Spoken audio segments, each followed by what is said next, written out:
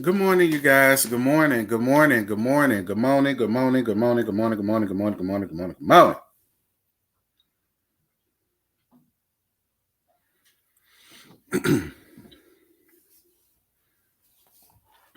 Good morning. Good morning. Good morning. Good morning. I'm trying to wait to see who else gonna fly on up in here, honey. I know it ain't gonna be as many, over the thousands as it once was last week, only because the good shit is gone.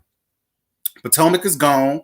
Potomac was giving us everything that we need. Well, I'm not gonna say Potomac gave us everything that we needed.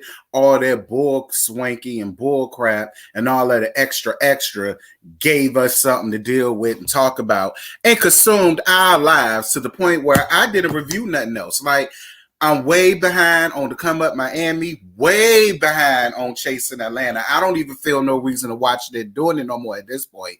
I was supposed to do a new show, The Web Life. Ain't got to that. Why? Because my life has been consumed with Real Housewives of Potomac and Andy Cohen on pussy punk ass who ass we go get together down to the end of this. And I'm going to let y'all know right now. After I do this dragging the Andy down to the end of this thing, I don't want y'all to send me nothing else dealing with Andy, Candace, Karen, Giselle, Robin, Monique, Ashley, Wendy. I don't want to see shit. I don't want to see Big Chris, Lil Chris, Michael, Juan, Jamal. I don't want to see anything else dealing with Potomac. Okay? Nothing else dealing with Potomac. I don't want to see it.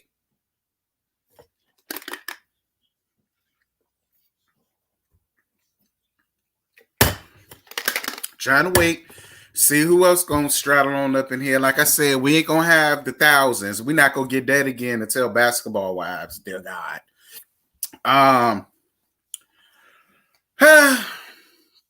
But what's good? Let me speak to everybody. Y'all know how I do. I gotta speak to y'all. And I like it when there's less than 1,000 people up in here anyway, because I'm able to read the comments at a sufficient pace. And I don't have to be like, oh my God, scrolling all back, trying to figure out what somebody done said. And people got mad because I done missed them and all the rest of that bull crap. What's good to my big brother, Jason? Shout out to 65 people. 65 people and 23 likes. Y'all bitches are tripping. I'm going to need for y'all to get 70 people now. 70 people, I need to see 70 likes. Period. Good morning to my big brother Jason, Chanel. Hey, CC Freak. What's good, Sherry, Frida, Wanda, Levon? Yes, Lena, Lot Queen, Aaron Reviews. What's happening, y'all? Good evening from South Africa. What's your opinion? I'm gonna get on that in a minute, Aaron. Thank you for watching. Happy New Year to you too, CC Freak. Hey, Shawana, what's good, boo? Yocrates, what's happening, Urel? Short Stack Sis, Deja, girl, Carrie, what's good? April, P, Rose, Brittany, Brianna, S. Collins, Southern, Avi, Pink Petal, Saucy B, what's happening, y'all? S. Collins, Ignis, what's happening, y'all? Carrie, Lexi, China Black, where you been, girl? Miss Drew's, girl, where you been, child? Tina Hall, Nita, T. Sully, what's good, y'all? Lord, it's a lot of y'all up here now. Dear Jesus Christ. Mina, what's good, y'all? Kool-Aid, Volvo to Love, Button Jessica, Jerica, what's good, y'all? Blissfully Single, Bean, what's happening? Oh, and I definitely want to thank, I wrote y'all name down. Hold on, let me get to it. I definitely want to thank, here we go, Ashley, Christina, and Goldie. Thank you guys so much for the cash apps that y'all sent me. Girl, I woke up to the cash apps this morning, and it's greatly appreciated. I definitely appreciate everybody that contributes to the channel in some form, whether it's Cash App, PayPal, Super Chat, whether you buy merchandise, whether you join the channel. I appreciate it. But one thing I love more than anything are these likes. Y'all get this likes up. All right, there's 100 people up here, so I could go on ahead. And start this thing. Hold on, let me get my time code together. I started at 5 minutes and 20 seconds. Okay. Y'all, I'm gonna be completely real with y'all. Real Housewives of Salt Lake City. I'm gonna be real with y'all. The only reason why I'm still giving it a shot or a chance or why I'm still dealing with it is because there's nothing else to give y'all right now. All of the shows are starting to come back in 2021. So, no, not this one. So, once that happens, whether Salt Lake City is still on or not, I'm probably not gonna be watching it because I ain't got no time. What's good, Nisi? Happy New Year to YouTube, boo. And I'm just being real. I watched it this morning when I woke up, and that's only because I DVR'd it when it came on yesterday during the marathon, and I watched it this morning. I didn't watch it on Wednesday because I was busy doing other shit. And I just ain't want to fool with it. And then I watched it this morning and I see why. Like nothing much has changed. Nothing much has changed. And I don't want to be too hard on Salt Lake City because it is their first season. But because it's their first season, I'm expecting there to be just drama, mayhem, and mess to talk about throughout the whole damn season thus far. At least the first half of it. I mean, so Heather is opening up a new beauty lab and bar, whatever it's called. Shout out to her. She talks about how she always wanted to make her own business, but her husband would talk her out of it because he came from money. Y'all can say what y'all want about Heather, but one thing I dig about Heather is she don't need no man to take care of her. And I'm all here with it. She like, yeah, I'm married to royalty. I'm married to riches and all that good stuff. But bitch, I want my own. Because what if you leave me? What am I going to do? And look at what happened. His ass left. And what did she do? She had her businesses to fall back on. So whether she would have gotten anything out of the marriage or not, Heather still would have been good because she got up, went out and got her goddamn own. And that's what I live for. I live for a woman or man who can be taken care of, but decides that they're grown and they're not going to depend on nobody else's money. So I was kind of here for that. Real Housewives of Salt Lake City is boring, but it's gotten a little better. Petty and light drama. You're right, DC, but it's like I mean I'm watching it, but I be finding myself doing other things while it's on. I'm just gonna be real. Now what those things are ain't none of y'all damn business. Y'all have to wait till I can tell y'all what I was really doing while that was going on, but not up here. So Meredith's FaceTime and Brooke. I'm about to skip over that whole thing because I'm sick and tired of seeing Brooks. I'm tired of Brooks. Like Brooks is right here. And people want to get on me and try to tell me how fucked up I'm being because I'm in the I'm a part of the community and I'm giving Brooks a hard time. Brooks being a little gay girl, a little rich gay girl, got nothing to do with it. I just don't want to see Brooks. Brooks has nothing to offer the show. Nothing. I don't care about Brooks. I don't.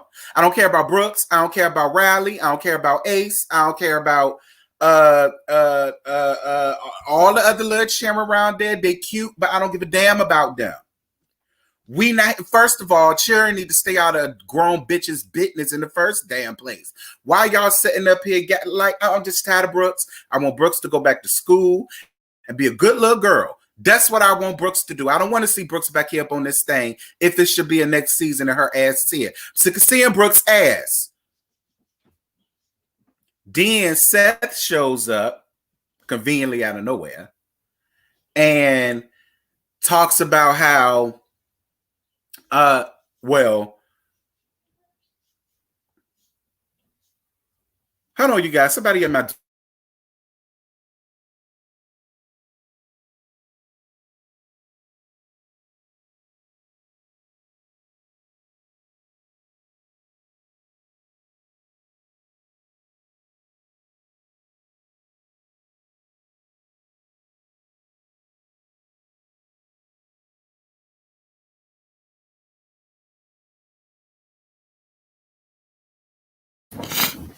My bad, y'all. I don't know why my neighbors keep getting my damn mail. Anyway, what was I talking about? Oh, Brooks. Then Seth shows up out of nowhere and then starts talking about how he loves her and he misses her and he wants his family back. And then all of a sudden she loves him. She misses him. She wants the family back and blah, blah, blah, blah, blah, blah, blah, blah, blah. But one thing that I did find interesting, and I talked about this before, was how upset Brooks got. Now, listen, I feel about this two ways. Okay, I'm not going to be mean to Brooks. I feel about this two ways. I understand how Brooks feel because at the end of the day, this is a big thing. This is something that's never happened to me before. You're my parent. No matter what you or my mother got going on, that has absolutely nothing to do with me. And if it's something that is dealing with me, I'm expecting you to be there.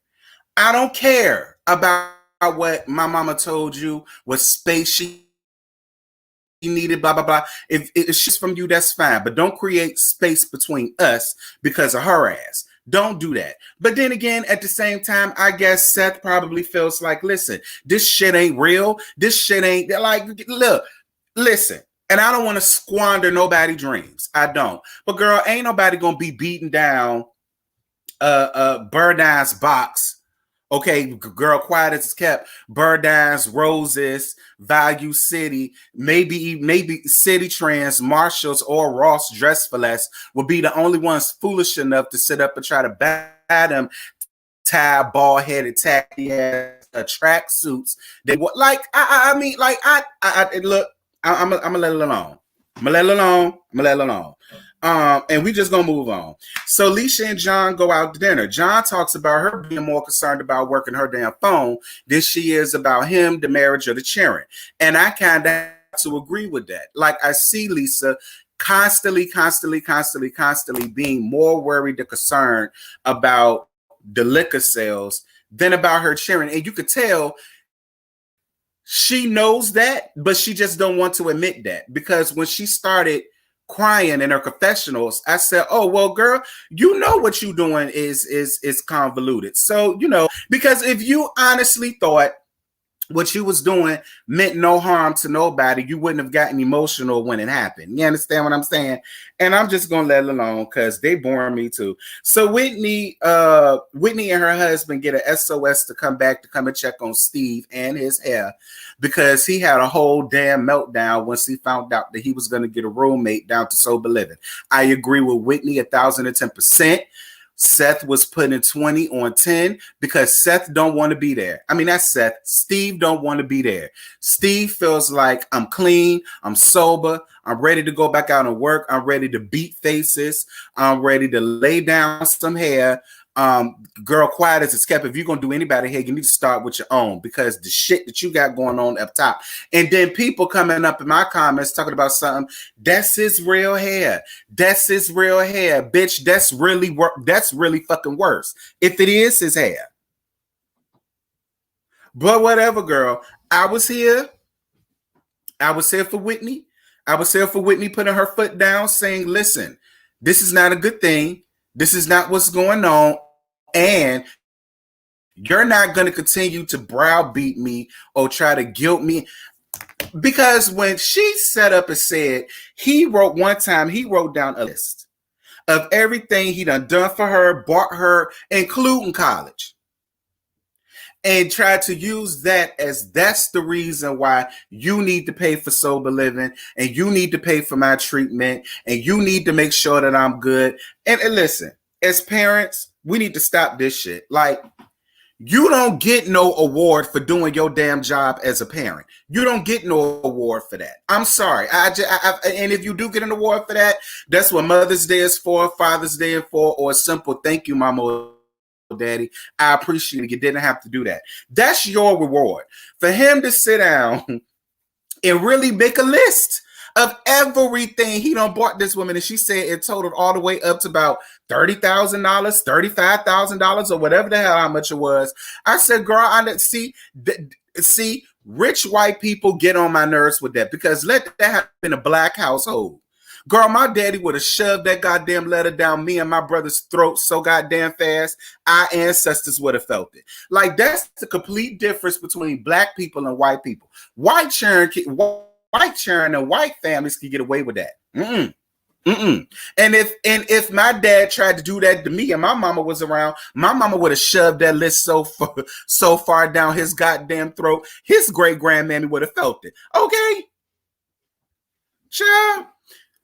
And was you not there like that if all you spent on this girl was $30,000, girl? What is that? That ain't nothing. Girl, listen, if you really wrote down everything that you done paid and bought and did for this girl, it's way more than $30,000.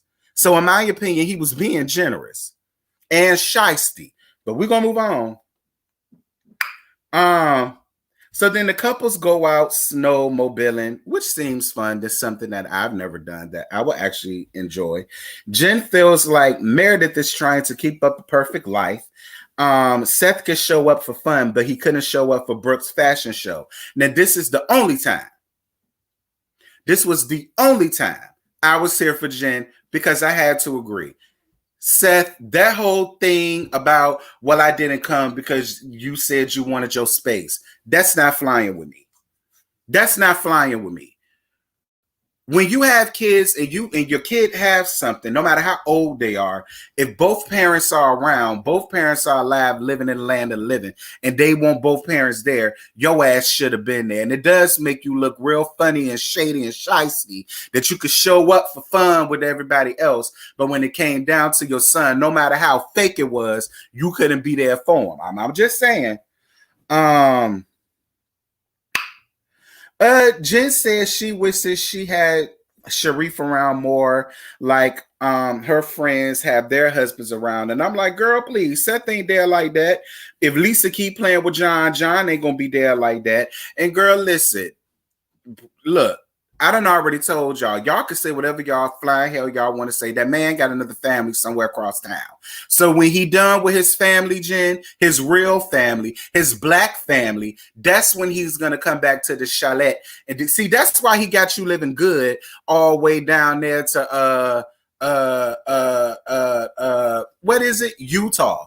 Way down in the middle of nowhere, bitch. You sitting up living in chalets. Girl, please, it ain't because he love you so much. He just don't want to run into you while he out doing what the hell he got to do for his real family, his black wife, and his black kids. Let's just call it what it is. Moving on. And yeah, I said it. Get mad with me. No allegedly here, bitch. Moving on. So then Whitney decides to pull Heather to the side and tells her what Jen told her. And Heather says that she's heard, but she's staying out of it. But she doesn't like the fact that Jen is telling other people what she thinks she knows about Meredith. And I had to agree 1,010%. It's like, listen, she pulled a Jamal from the Come Up Miami. Bitch, I mind the business that pays me. Do you hear me? And I was with Heather on that. Heather, like, listen, that's that woman, that's a wife, that's that man, that's a husband. They got kids, they got shit involved. And what I'm not going to do is have my mouth in any of that. So I was here for Heather. And another thing that bothers me about Jen, and I hate when people do this, just because we friends, that don't mean I'm obligated or I have to tell you every single solitary thing that goes down in my life. When it's dealing with kids, finances, husband, sex, whatever. I'm not obligated to tell you everything I got going on simply because you feel like I have to because we're friends. That's not how this works. I say this all the time. I've been best friends with my best friends for over 10 years. And I'm more than sure there are a lot of things that I don't know about them. And I know for a fact there's a lot of shit that they don't know about me. And no, it does not mean, oh, well, because you ain't tell them all your secrets, y'all can't be real friends. That's not, that's, where do y'all get that from? Where do y'all get that from? Hell, I could have a man around here. My man don't know every single solitary detail about me. I mean, girl, that's just life. Get over it. I was here for Heather. Heather, like, girl, I'm not getting into that. I'm out of my business, and I think you should do the same. because you're running around out here telling everybody, basically, Whitney, you're doing the same thing that Jen out here doing, and I honestly feel like that's gonna come back to bite you in the ass. I do. Moving on. So then the couples come over to Jen's house for dinner, and then the men talk about the similarities between Mormonism and Muslim and all the rest of that bullshit that I ain't getting in. Because, girl, I'm Baptist. So I'm Baptist. I smoke, I drink, I fuck. I'm supposed to stop, but I can't. God know my name. He know my number, and he love me anyhow. That's all I know. He's still working on me. So all of the rest of them religious, I ain't got nothing to do with them, girl. If it ain't Baptist, don't come to me with it. Sharif asks Lisa, does it muddy the water with her selling liquor being in the church where they have rules about alcohol consumption? That was actually a really good question. And they skated around the answer, but I can rock with the answer. At the end of the day, bitch, I'm grown. And you know, this is how I'm able to live my lifestyle that I love so much. It's by peddling liquor. So, you know, it is what it is. Like, I mean, I look, I'm with them on that. Work ain't honest, but so long as it's paying your bills and it's got you living like a rich white woman, bitch, who am I to sit up and try to say, well, you can't do that because of your religion? I mean, I'm just saying. Sharif feels like Jen places more weight on him when he's gone a lot, but when he's home, she leaves and travels for work. John talks about his issues with Lisa as well. Now, the only takeaway that I got from this was that Jen had a damn job, because to let me tell it, and the way she be going off about it, you would have thought she's at home all day, 24/7, 365, with absolutely nothing to do. The way that Jen carries on, oh, I miss him, oh, like, am I the only one who thought that? Like, I seriously thought Jen sat at home all day, spent this man money on buying friends, quote unquote, assistants, because she's so lonely, and yada, yada, yada. And then come to find out, girl, you work and you travel just as much as he do, even so much so to the point where when he is home, girl, you ain't there. Like, I was kind of like,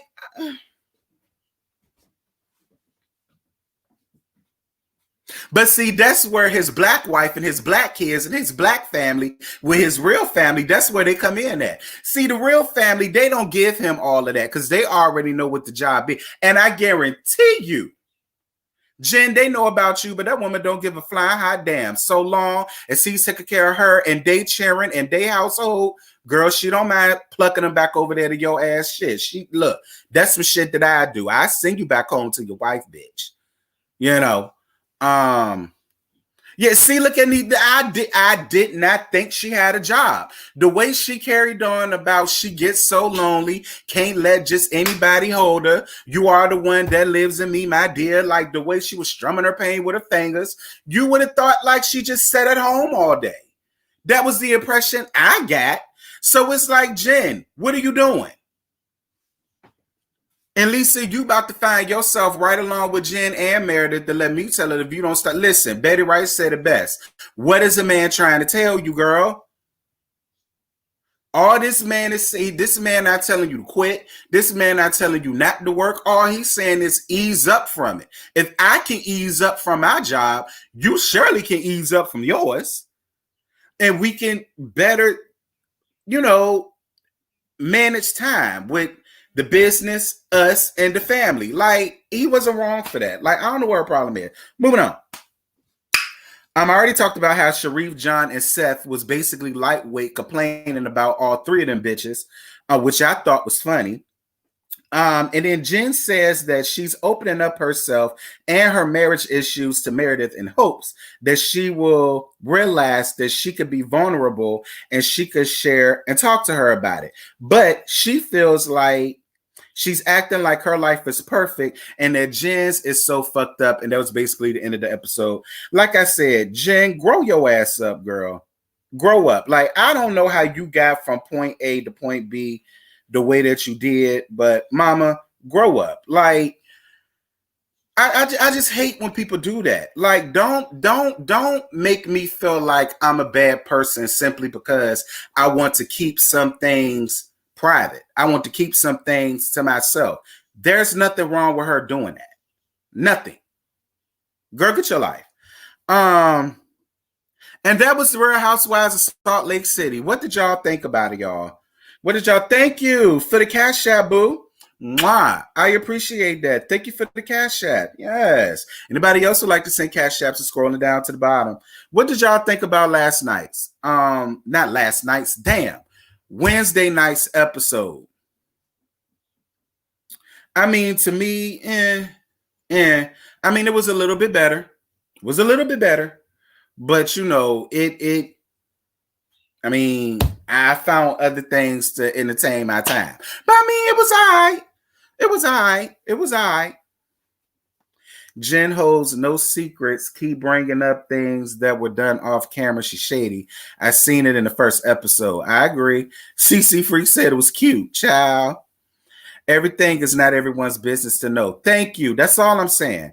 What do you think about the upcoming episode? Oh yeah, girl, the upcoming episode look like it's finna be a key, honey. She done threw a hip-hop party for Sharif. Sharif came in there dressed like he could have easily been the fourth member of Run DMC, wearing his Adidas and his cane gloves and his chain. It was cute or whatever.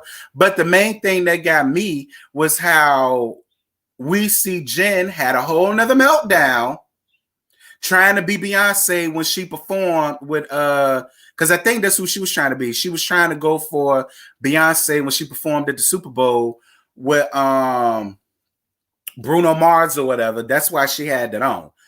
I thought it was very telling at how mad and upset she got dealing with something with Mary to the point where she done ruined her own party for her husband. Girl, I don't know. I'm just dying to see all of the people who got up under my comments talking about how Monique should have got fired and all the rest of that shit. I can't wait to see the same people get up under my comments talking about how Jen don't need to be up here no more because she shows signs of aggression by throwing a wine glass down on the floor that broke down into a million kajillion pieces and yada, yada, yada. I just want to see if the same bum birds who got up on me about that in Potomac, I want to see if they sing the same song and dance when it comes to Jen. It's where I'm going at with this. We're just going to move right on along. Shout out to 307 people up in here. Well, 312 now. And 114 likes. Y'all get this up to 200 likes. 200 likes, girl. 200 likes. 200 likes. 200 likes. Thank you, boo, for the cash app. I appreciate you, boo. Who is this? Yes. Thank you, Keisha. Thank you, Keisha, for the cash app. I appreciate you, love bug. Thank you, thank you, thank you.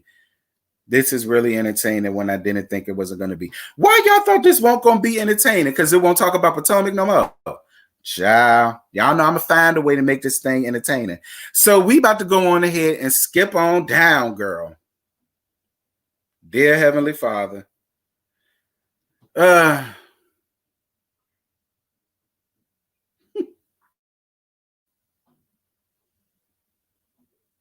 Okay. Now we about to skip on down here, honey, to Real Housewives of Atlanta, y'all. Yes, thank you, Evans. Evans, you always be sending me these super chats, child. I appreciate you. Even though they take 10%, 30% of it, I mean, I appreciate it. Hi, T. I like Real Housewives of Salt Lake City. Sometimes it's a little boring, but it's a good season for a new franchise. Next episode will be lit. By the way, I love Whitney. Yes, Evans, thank you so much for your super chat, baby. And I love Whitney, too. Whitney and Heather are my two most favorites up there. They really are.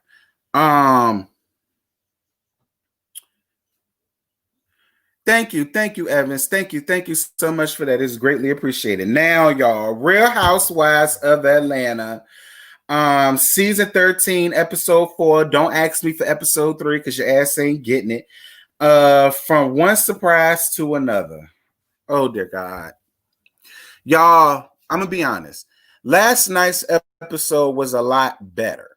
Okay, it was a lot better, but it still didn't give me like Y'all know. Usually, the fourth episode of Real Housewives of Atlanta, it done already got good. It done already got juicy. It seems like this whole thing is going to be more so a Ralph and Drew type of thing, because they're the only ones that's really giving me something. I'm just gonna be real. They're the only ones that's really giving me something. So we're gonna see, y'all. So Cynthia, Kenya, and Mal go out to do yoga and whatnot. And Cynthia tells Kenya about the fight that she and Mike had at the venue. And Kenya gets Cynthia's ass all the way together. Now, I said in my review last night, it may have been a little forceful. It may have been a little passive aggressive. But I wasn't on the way upset at what Kenya said, because Kenya was absolutely right. Kenya was like, girl, that man don't give a damn about all of these bitches that you want to invite. He sure don't give a damn about you wanting this wedding to be shown on TV. All he wants to do is marry you. And I mean, if we talking about love, thank you so much, Hope. Thank you so much, Hope, for your Cash App, and I hope you don't mind me saying your name. Laugh. I stopped saying people name Laugh, because a lot of people, was like, "Ooh, girl, you letting everybody know my name." So, that's why, thank you so much, Hope, and I hope you don't mind me calling your name. Thank you, baby. Thank you. But yeah, y'all know I don't always give it up for Kenya, but I was with Kenya with that. Cynthia broke the fourth wall. I'm not too upset about it, but I just want Cynthia to come up off it. Cynthia, listen, daughter, mother, because my mama was 64 when she died. You what, 53, 54? Yeah,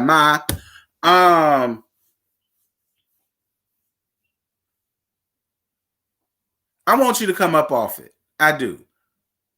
The only reason why you wanted it at that particular time, at that particular date, is so that it could be shown on national TV.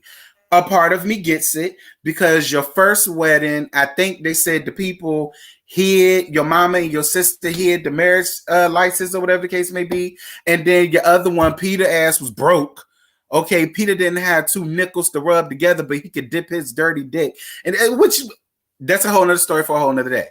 I love you, T. I'm not always able to catch you, but it's always entertaining when I do, boo. Thank you, baby. We know Kenya don't need a show if it comes to having a man. She married her man spur of the moment. You right, Niecy. You right. But yeah, Cynthia, that's the only reason why you were so pressed to have it on this date and this time, because you wanted your wedding to be shown on national TV. You did. You wanted it to make the show. You wanted to make it a part of your storyline and all of that. And I ain't got no beef with that. But call it for what it is. Don't say it's because I wanted all of my friends and my family involved and yada, yada, yada, yada. Nah, you wanted everybody around the 50 states that watch this show on Sunday nights at 8 o'clock to see your big, extravagant wedding that you did not get to get on the previous seasons. Just say that, and I'll be all here for it. But Kenya did get your ass together, though. She showed you, and Kenya got that ass right on together. Thank you so much. Who is it? Brother Love? Bro Love, I mean. Thank you so much, Bro Love, for the Cash App, and I really hope you don't mind me saying your name. Mwah. Thank you. So Candy and Kenya meet up, and Kenya wants to throw Cynthia a surprise engagement party because of what happened at her engagement last year, and Kenya talks about Portia going to protest without a mask on. We about to get down to the first thing first.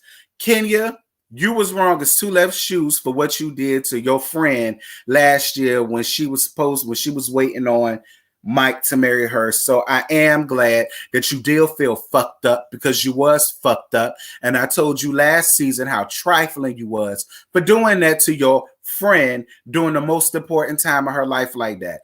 But I am glad that you do got a heart and you like, listen, I feel really bad about what I did. I didn't want to do that to her because I really do care about her and I want to make it right.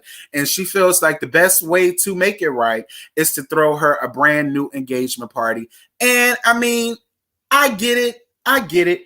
But a part of me also feels like Kenya, part of it may be that you feel bad, but a part of me also feels like this is just strike one of the events that you're supposed to have. That's really what I think. Because for those of y'all that don't know, when you do shows like this, they let everybody know you got to have an event of some sort. You got to throw something, whether it's a launch party, a pool party, a slumber party, girls' night, guys' night, a suck a dick night, hump a leslie night, whatever. You got to do something. And I feel like half of it is because she feels bad, but I also feel like the other half of it is because she does got to have some type of event marked down. So why not use this as one of those things? That's how I feel. That's how I feel. That's how I feel. So I'm going to give Kenya the benefit of the doubt and say that she did feel bad because her and Scent are real friends, but I still feel like there was some ulterior motive as to why she just wanted to do, because I feel like you had all year to feel a way about what you did. And the fact that you waited until this year and the show to now want to say something about it. But then again, I mean, you committed the crime on TV, so I guess you got to make up for it on TV. Girl, I don't know. We're just going to move on because I done spent way too much time on that.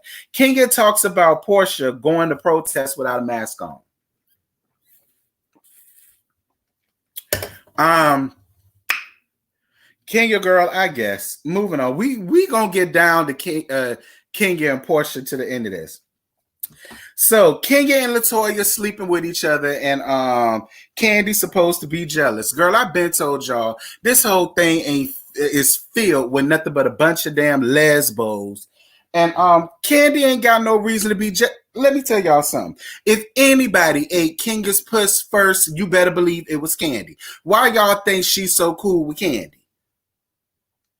If anybody munched on her carpet, bumped her purse, scissored her legs, or anybody, she did it.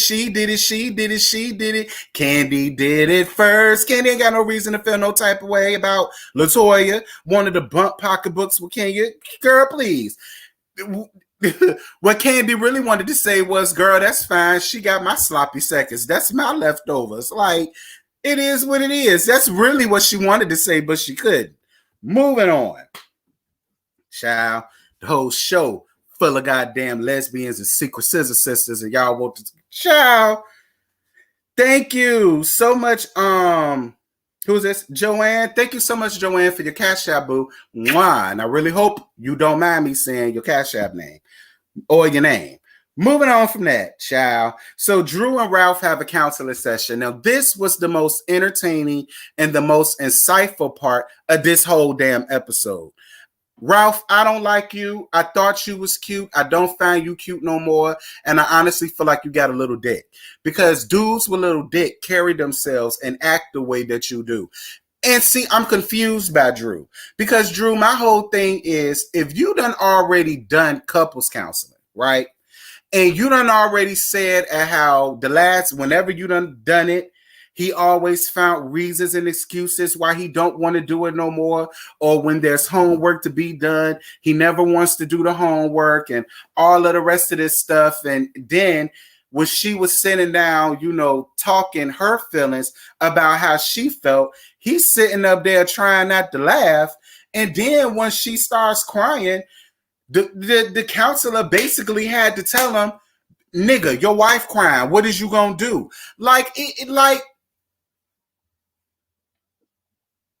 I'm really starting to feel like Drew got pregnant. Like, I'm really starting to feel like Drew saw him. He saw her. They hunched. She got pregnant. Her mama is a pastor. She's a part of the church. And what better way to make this right than to marry the man that I done had a baby by? And that's why all of this is going on, you guys, because I refuse to believe that he just all of a sudden started behaving and acting like this. Like I don't buy that. I don't buy that, especially considering the fact of the timetable of how long it took them to meet, court, date, marry, move in, have baby. Like, I mean, I guess. Then Drew says that he wants sex 3 times, either 3 times a day or 3 times out the week. I mean, Ralph, I don't know who. Look, Ralph. Ralph. Ralph, I don't know what you've been washing your man parts with, but all the men that I've been with, they want it about 4, 5, 6 times a day. Fuck a week, a day. I mean, you know, girl, I guess. Then Ralph talks about how he doesn't want to be emasculated the way her mama does her dad.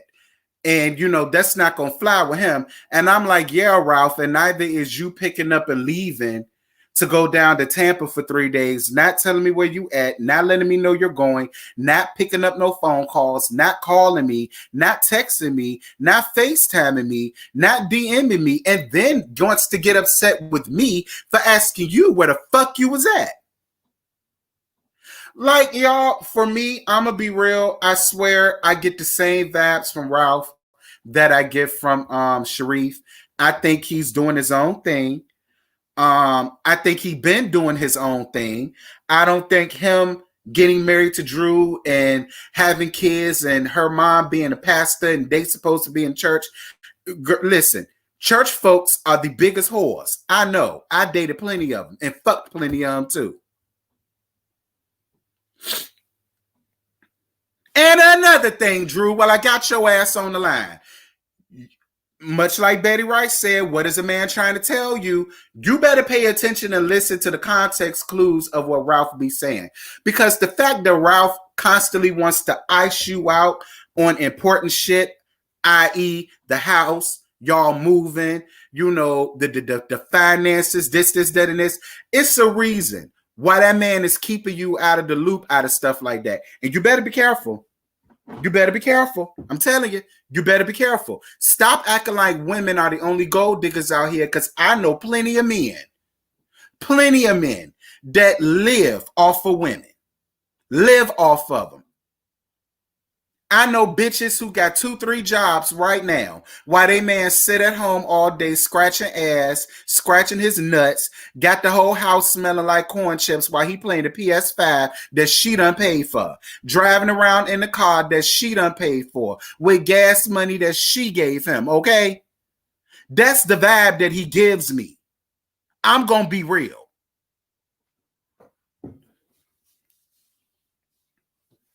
Say it again, she gonna end up with a bag of shoes and that's it. Right. So Lauren calls and invites Cynthia and all of the other ladies, including LaToya, to a surprise party that she's having for Portia. And, you know, she says, listen, I'm extending the invite to everybody. You can bring a +1. But she didn't want to extend it to Kenya.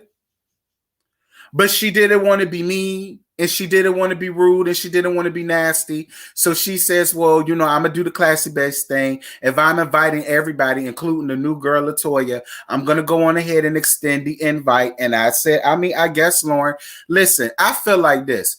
If I'm having something or throwing something, I don't need no permission about who I want to invite and who I don't want to invite. And I honestly feel like, Lauren, listen, say what you mean and mean what you say.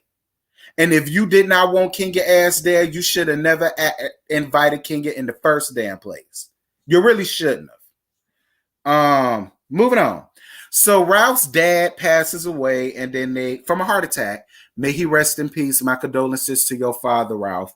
And then they're going down to North Kakalaka for the services. And the thing that got me was when Drew said, listen, if you want to cry about it, it's okay. You can cry. You know, and he's just like holding back and like y'all, and this is what I mean by this toxic masculinity thing that we're teaching our young men, that black men are not supposed to cry. And it's only black men. White men could go out here and cry me a river, Justin Timberlake tees, and it's okay. But when it comes to a black man who has feelings and he sheds a tear to, he's gay. He's the F-bomb. He's a sissy. He's sissified. He's girly. He's soft. He's this, he's that. And it's just like, damn, dude, like, you can't even cry or shed a tear when you find out that your dad unexpectedly died because you so worried and concerned about what your homies is going to say about you shedding a tear, about you crying. Like, we need to, listen, y'all, we need to teach our young black men, it's okay to cry. It's okay to have emotion. It's okay to have feelings. There's nothing wrong with that. I don't want a nigga that ain't got no feelings. I don't want a nigga that act like he's scared to cry. I don't want a nigga that act like he can't express himself to me. I don't want nobody like that. Anyway,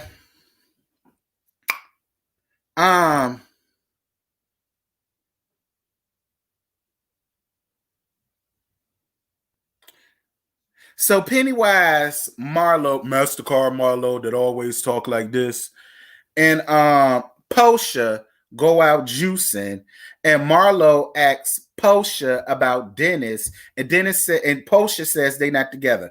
Good, Portia. Portia, you don't need to be with that wiener schnitzel selling ass man. Like, listen, if Portia is going to be on this thing, I don't want to hear nothing else about Dennis. I don't want to hear nothing else about Dennis. We already know they're not together. They're not going to ever be together. They're not going to get married. We know that already. Like, Dennis is not on the show no more. He's not up here to tell his side. I'm done. I'm done talking about her and that Nathan hot dog selling ass man. I could care less. So Cynthia calls Kenya and tells her that Lauren says that she felt apprehensive about Kenya coming, but she doesn't want Portia's night to be ruined. Kenya breaks the fourth wall and gets really upset. Kenya calls Candy about not being invited to Portia's party and said that she ain't want to go anyway because she felt like it won't genuine. Now, I feel two types of ways about this. One, again, it's Lauren's party. She can invite who she wants to invite. She cannot invite who she doesn't want to invite. And if she decides that she wants to rescind an invitation because she thinks or she doesn't want there to be any type of bad blood, bad karma, bad juju, and I get it. Like, Pennywise don't like Kenya. MasterCard Marlowe that's taught like she been chain smoking cigarettes since she was 2 don't like Kenya.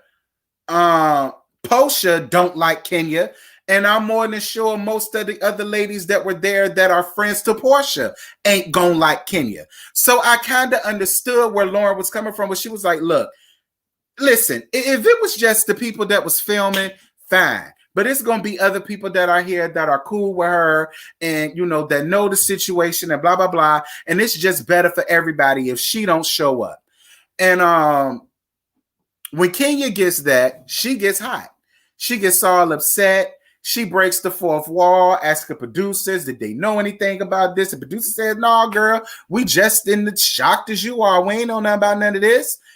And, you know, then she gets mad and calls Candy and says that she ain't want to go no way because she feels like it's self-serving.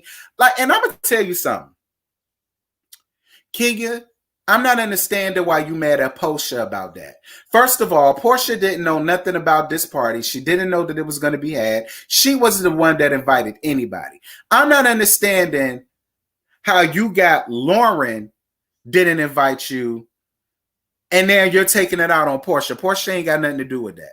Now, y'all know I don't see it for Portia, but I don't have to see it for you to take up for you to be on the side of right. And when it comes to this, I was kind of, I'm sorry. That's just the way I see it. I'm not understanding why you want to take it out on Portia that her sister did not want you there. That's just the way I'm looking at it. And then not only that, Kenya, the way you ran down on Portia, the party, the this, the that, I mean, did you really want it to go in the first place? Because you sure didn't mind shading the fuck out of it once you found out that your thing got rescinded. So which one is it, sis? Either you want to go or you butt hurt because you either you wanted to go or your butt hurt because you wanted to go and they didn't invite you. But don't try to run down on Portia and make it seem like, oh, it's so self-serving and I don't even think it's genuine and I didn't want to go anyway. Girl, yes, you did. Because if you didn't, you wouldn't be giving all of these emotions. Your feelings was hurt. You wanted to cry. And that's okay. Emotions make you cry sometimes. Do what you do.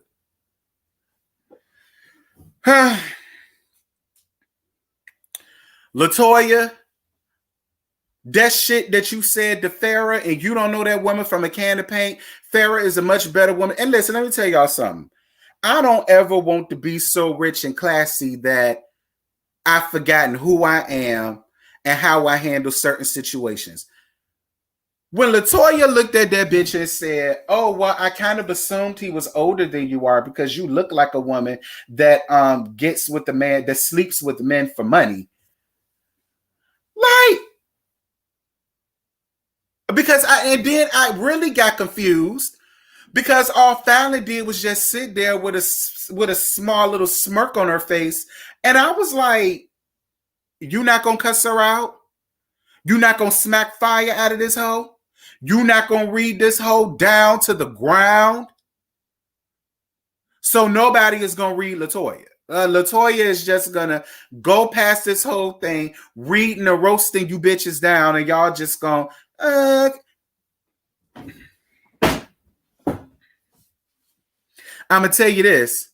I'm gonna tell you this. She would have never said that to Tammy and got away with it.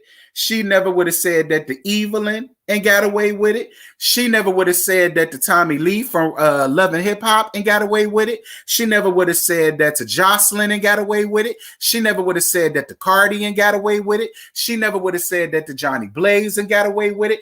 Hell, she never would have said that to Claudia Jordan and she never would have said it to Nene Leakin and got away with it. Girl, y'all hoes better than me. Y'all hoes way better than me. Nope. Because my whole thing is you don't know this woman from a can of paint. You just met her. Just met her. You never saw her before in a day in your life. And the only thing that you can come up with to say in your little fickle brain is, oh, well, you look like the type of bitch that'll sleep with older men for money. Like, moving on. So Pennywise pulls up in her rented ass Rolls Royce. Girl, we know that ain't Pennywise Rolls Royce. And, you know, Portia sees that everybody out there for her and everybody dressed in black and all that good stuff and, you know, all that. And then Portia starts crying and talking about, you know, I never wanted to thank you. This wasn't what I did it for. You know, I did it because I have a daughter and I understand and I really want to make wrong situations right. And I really want to redeem myself from that whole Underground Railroad comment that I made that we ain't never going to let your ass live down, Portia. But all right, I'm going to let you have your tears because it was genuine. I'm going to let you have it. Which was cute. I'll let that happen. And then Portia talks about her friendship with Kenya. And she basically said what ruined her friendship with Kenya was when she called Tanya CUNT. Now listen. Was it wrong? Yes. Did Pennywise deserve it? Questionable. But Portia, this is why I don't like you. You love to constantly want to take on your friends' beefs. And I'm not understanding why. I feel like if Pennywise wanted to be up on this thing, Pennywise need to be able to dig herself out of a grave that she helped dig for herself. Was Kenya wrong for calling her CUNT? Absolutely. But girl, all of you all call each other bitches and hoes and shade each other businesses, shade each other marriages. You know, hell, you was a part of basically talking about how Candy drugged you and, you know, took you down to the basement and she made you pull her hair and make you call her daddy and all the rest of that shit. I mean, stop taking on everybody else's beef as your own. And I'm going to tell you something else. I don't believe her calling Pennywise, a C-U-N-T, had anything to do with it. I personally believe the only reason why you reneged on your friendship or budding friendship or whatever y'all supposed to have with Kenya is, one, it's more lucrative for you to beef with her, to be friends with her, because it'll keep you having a storyline and to keep you on the show. And for two, her telling Tanya that had nothing to do with it. You didn't mind playing nice to Kenya because it crawled up under Nene's skin when you and Nene won't see it eye to eye. The minute that Nene gave you a dry-ass apology that did not amount to a hill of damn beans because they still ain't want her tired ass on the show, that was when you decided to redrudge up this beef between you and Kenya. Because the minute that happened, then you automatically had all of these issues with Kenya, all of these problems with Kenya. Oh, Kenya's still the same. Oh, Kenya's still this. Oh, Kenya's still that. And it's just like Portia say what it is. You never wanted that girl. You never liked her. You was always mad at her and all of the rest of that stuff. Like, stop putting that off on Pennywise. Please, don't play on my intelligence. And then Portia gives her I have a dream speech. Girl, listen, to let me tell it, a producer or somebody, or Portia read a cue card or read a teleprompter, or she memorized her lines or something, because the way she was talking and she like, it was, I mean, girl, I guess. I guess, Portia, but again, I'm going to let you have it because you did a good thing. So I'm going to let you have it. Thank you so much, Tiffany Samuel, for your super sticker. Girl, what you send me, child? Because I can't see it up here, obviously. Are they going to let me home? Thank you so much, Mac. Thank you so much for your Cash App. Mwah, I just saw it. Thank you. Okay, so it's 513 people and 188 likes. Y'all are tripping. Girl, go on ahead and give me up to 250. Now I done raised the price. And thank you so much, Tiffany Samuels, for this. I also have PayPal and Cash App. Definitely bless the PayPal and Cash App, honey. Who want to treat me to some lunch today? Go on ahead and hit up that Cash App, boo.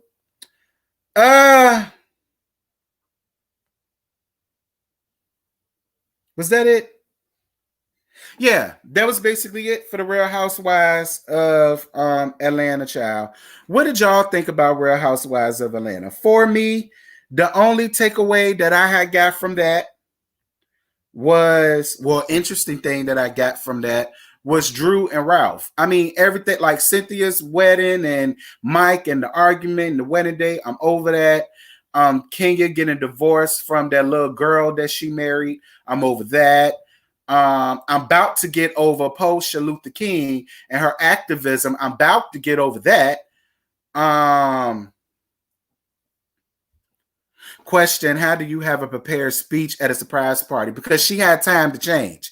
And if you got time to change, you got time to come up with a small little yang around the house speech and make it sound like you giving us something. That's how. Toya can go. I don't like LaToya at all. I thought I was going to like her. I thought I was going to see her for her because she was a fellow YouTuber like myself. We all got to stick together. I don't see it for her. She can go, period. She don't add nothing to the show any damn way. Candy, I don't know what you doing. Candy, I don't know what you doing. And I like you, Candy, but you and your story starting to bore the hell out of me too. And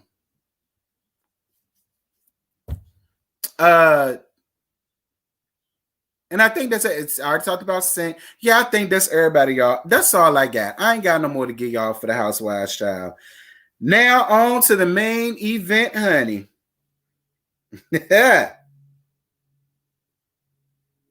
Now on to the main event, girl.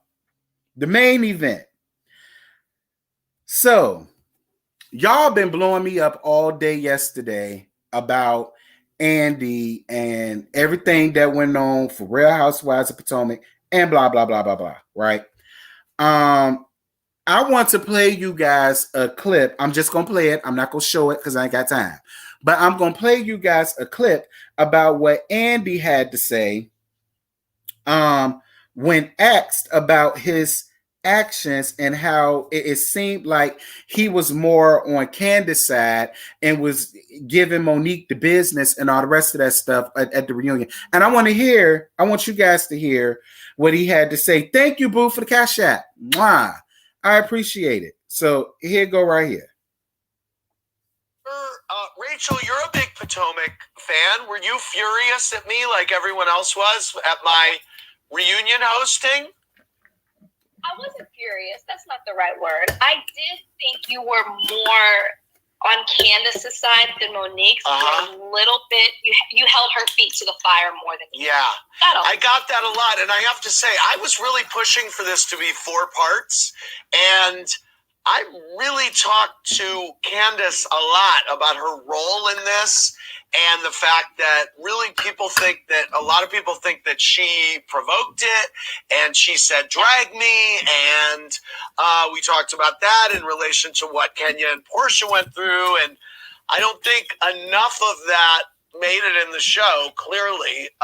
So there you go. But that's good to know. I wish I would. Yeah.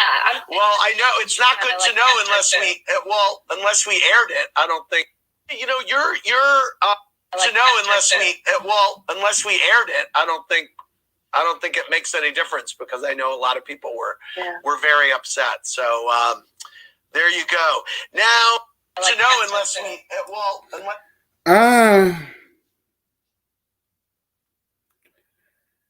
So, yeah, that's what Andy had to say. Now, before I give my thoughts and my concerns, I see your rail still up here, y'all. He ready to go in and I have on Andy. But what do y'all think about what Andy? I'm going to tell y'all this.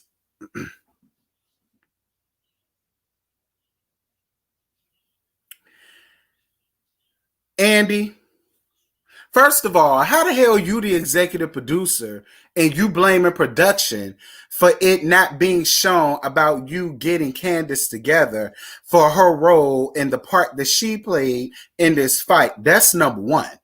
Number two, Andy, that wasn't the only time you dropped the ball at this reunion.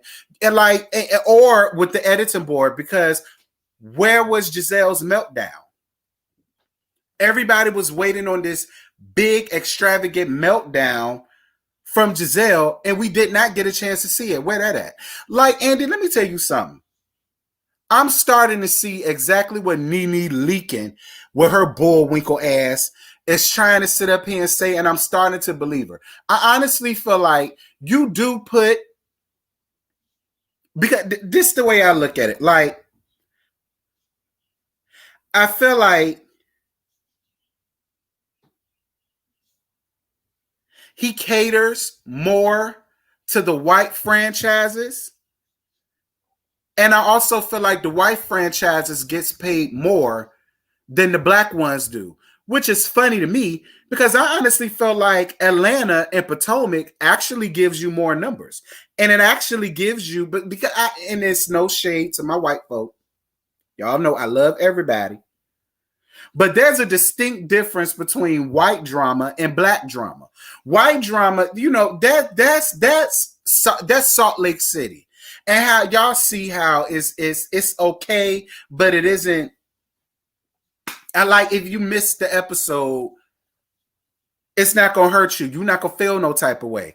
Versus when it's Atlanta back in its heyday, or when it was Potomac, girl, you'll break your neck to get in the door fast enough to make sure that you caught it. Like, I'm just like, I don't want to say that Andy, first of all, I do not think Andy is a racist.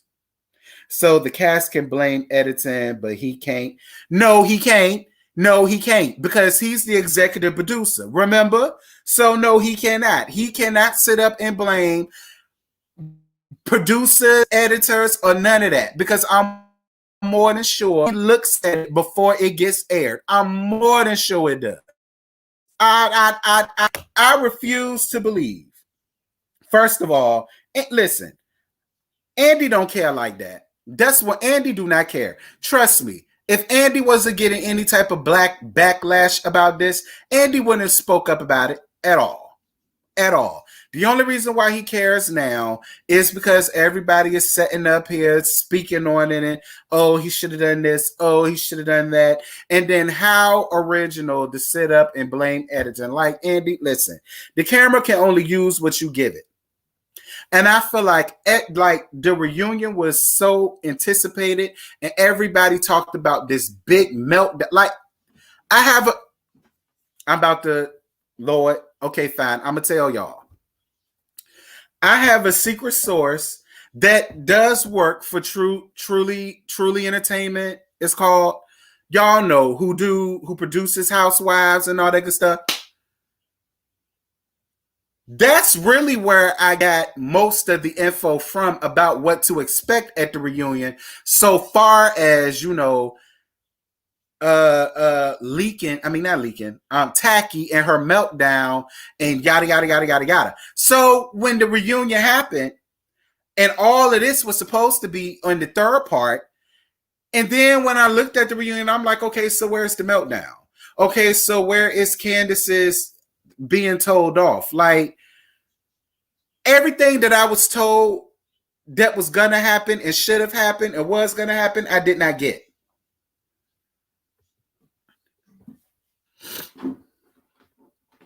They dropped the ball 1,010%, and instead of Andy sitting up here making excuses for it, he need to just go on ahead and admit it. I dropped the ball, y'all. I don't know what y'all want me to do. Okay, I don't have as much stake as I walk around here trying to act like I got, apparently.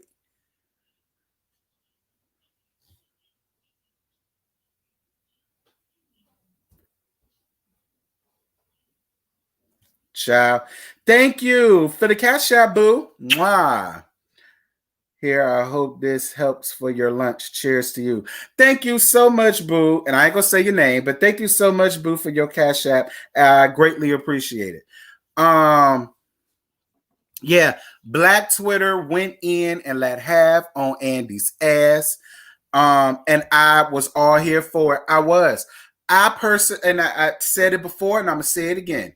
I honestly felt like it's time for Andy to step down. I always felt like you muddy the waters when you're an executive producer and you try to host a reunion. Y'all know Mona Sky Young tried to do that during the first few seasons of Love and Hip Hop New York, and she had to stop doing that. Because it got to a point where she was more so chastising and was more so showing favoritism and more so showing biasy than what she was supposed to. You understand what I'm saying? So, I do not think Andy is racist. I don't think Andy is racist. But, you know, Andy need to get his shit together. Hey, D, I found you off Bondi's channel. Well, I'm glad you are here. Shout out to you. But yeah, y'all, honestly, I don't believe Andy is racist. I don't believe Andy is racist. I refuse to believe that Andy is racist. I don't think that.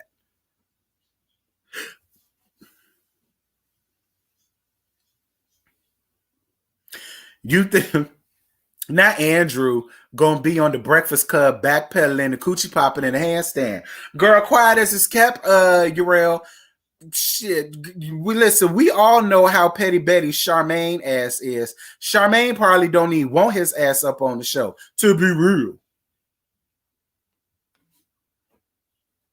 Mona was a terrible host. She was. And I think it's time for Andy to go on ahead and step down and allow somebody, like how on the Nets on the reunion of Put a Ring on It. Y'all remember Egypt? They could have had Egypt up there. Hey, found you last night and love you. Thank you, La La Rose. I love you too, baby, and thank you for being here. Just like Egypt, they could have found Egypt to host the reunion. Claudia Jordan could have hosted the reunion. And I hate to say it, but Nene could have hosted the reunion. Like, there were so many other people that Nina Parker could host the reunion.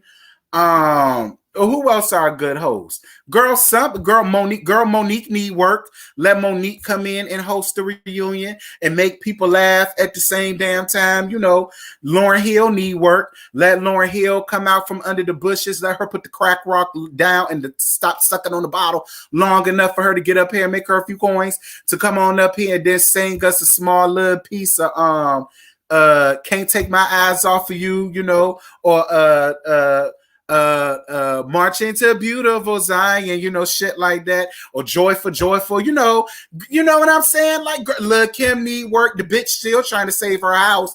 You could have easily had Lil' Kim get up here. She need work. I would have loved to have seen Do You Want to Rumble with the Behind up here giving these hoes the business and like, girl, you need to apply. Nah, not Funky Donnie. And I love me some Funky. Y'all know I'm a Funky bunch, but Funky can be a little bit bias. And I felt like you need to have a host who for real ain't friends with none of them hoes on the stage. So they don't mind asking them the hard, tough, real deal Holyfield questions. You know what I mean? Let me see. Who else could have hosted the reunion? Girl, Bow Wow.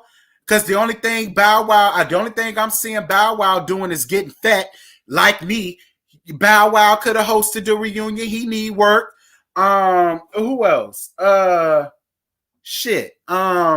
else need work, y'all? Phaedra need work. Phaedra want to be on TV by any means necessary. You could have let Phaedra did it. Tammy Romaine. I don't want her on the show, but she can host. Let Tammy Romaine. Yup. John Sally. I'm here for John Sally. I should do it. No, y'all don't want me to host the reunion. Adrian, Jada Pinkett's mama. I'm all here for it. Let her come on up here with her nasty low-cut Caesar with the deep wave. Let her come up here. Like, there are so many. Tokyo Tony could have Tokyo drifted her ugly ass up here and got paid to do this. Black China could have came up here and got paid to do this. Nikki Baby could have came up here and got paid to do this. Moniece could have came up there and got paid. Like, there are so many people that can host this reunion. I don't want to see Andy. I'm over Andy. I no longer have any more space in my mental capacity or my nerves to have Andy host another reunion for any of the black franchises. I just refuse to do it. I don't want to see it. I don't. I feel like he ran his course. And yeah, just be in the background.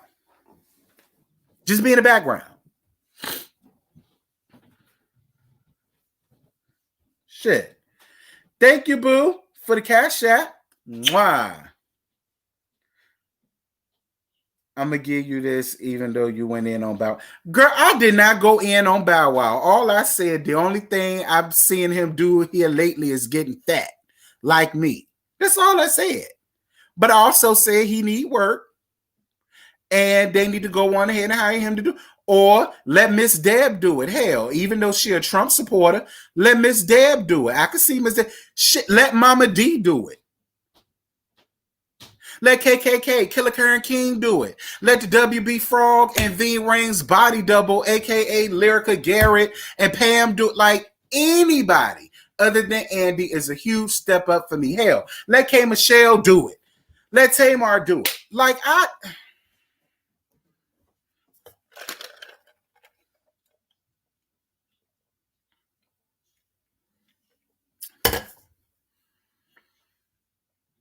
yes, I'm reviewing Growing Up Hip Hop.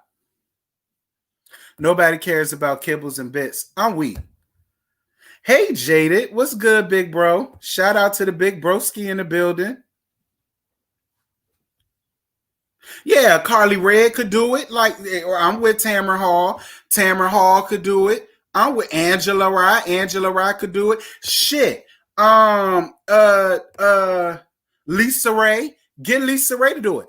Right. Mimi need work, girl. Mimi ain't doing nothing. Let Mimi go on ahead and do like there are so many people that I would love to see host the reunion that's actually going to give the reunion what it needs to give and not be biased, not chastise nobody, not run down on somebody. Let it be somebody who ain't friends with nobody on the stage and they don't mind asking none of the hard questions because there's no emotion there. Like, girl, we ain't friends, so I can ask you whatever the flying hell I want to ask. You know what I mean? That's what I want. No, not DJ Richie Sky. DJ Richie is too biased. Some more can do it. Yeah, some more can do it. Some more can crack some jokes. Girl, Andale Givens, she can do it. Lunell, girl. Lunell could bring her old ass up there and do it with her walker like I'm all here with it.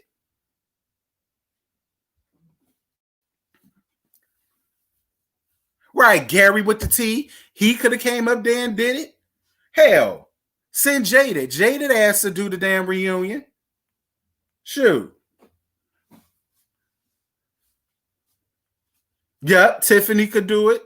Nah, I don't want Charmaine to do it. Don Lemon, I mean Don Lemon, he cute to look at, but he black adjacent. I ain't got no time. I don't want him to do it either. Yeah, I said it. No. And y'all know Mark Lamont Hill is my boo. I love him down. But I'm still pissed with him at that Basketball Wives reunion. So no, not him. He ruined that for me. I would have did it if he played his part right down to that reunion. So no. Anderson Cooper. I'm with Anderson Cooper. I actually like Anderson Cooper. Hell.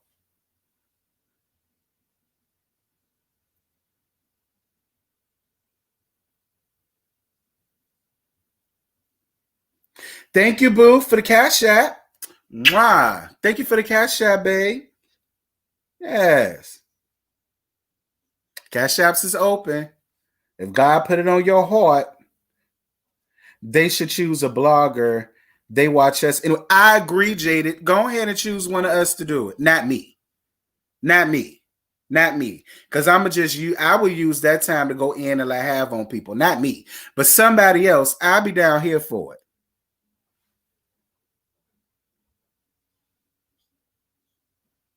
No, Funky Dineva. No, Funky Dineva has the tendency to be a little bit biased. No. And I love me some Funky. I'm a funky bunch. Don't come over here with that bullshit. But as far as hosting a Housewives reunion, no. I now basketball wise, I'll let him do it. Growing up hip hop, I'll let him do it. Housewives,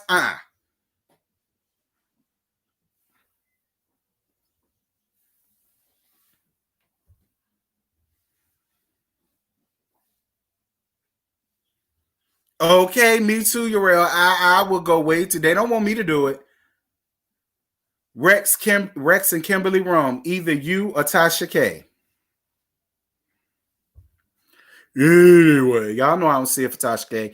Yep, Queen Latifah can do it. Queen Latifah ain't did shit since Star. Go on ahead and let UNITY make it happen. I'm here for it. Kendall, yep. I'm here for Kendall. Kendall can do it. I'm here for Wendy. Wendy Williams. Child. I would let Wendy Winbag do it, but girl, Winbag going through a lot.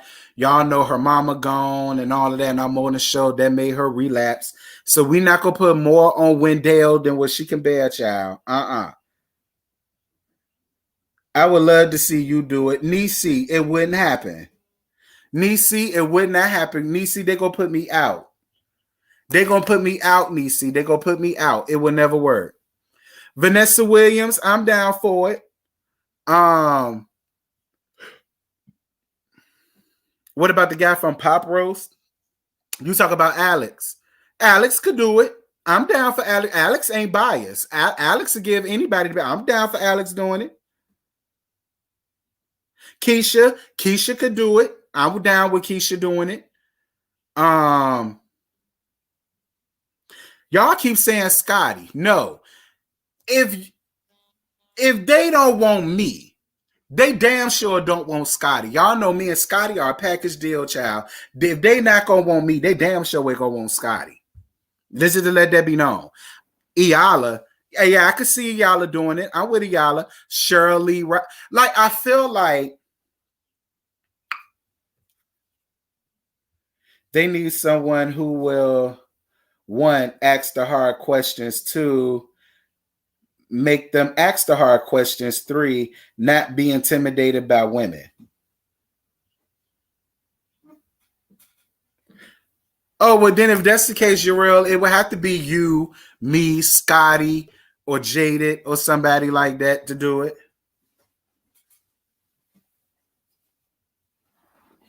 You said Nephew Tommy would be a good host. He would. I'm down for Nephew Tommy. He would keep it real. That's one thing about it. And two things for sure. If you're wrong, he gonna tell you you're wrong. And if you're right, he gonna let you know you was right. And if both of y'all are wrong, he gonna let you know both of y'all wrong as hell.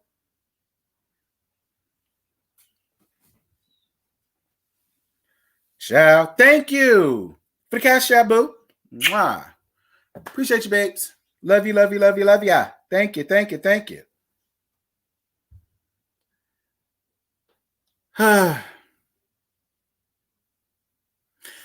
Thank you so much, Bronze Matt, for the super chat.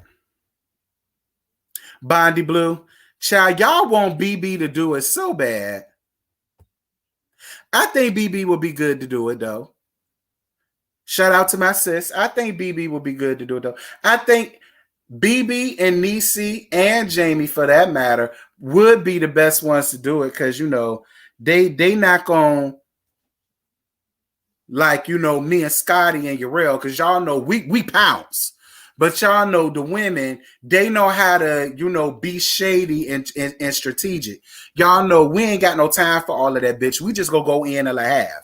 We ain't got time for the cutesy. Let me shade you a little bit to the left and all of that. We gonna come in guns blazing. You understand? With shell catchers. You understand?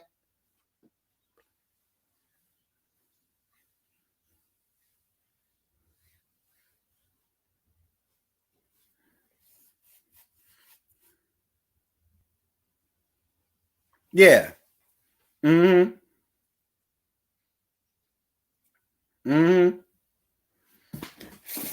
Let one of the ladies do it on the panel. Let one of the ladies do it on the panel. Because y'all know me, Scotty, Uriel, girl, we go dig our claws in them bitches. They don't want us to do it.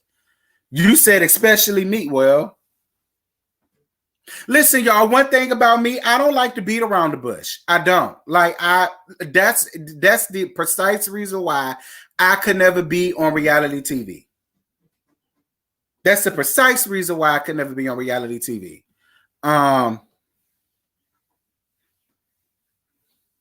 Yes, the panel will be on tonight, 9 o'clock, 8 o'clock Central Time.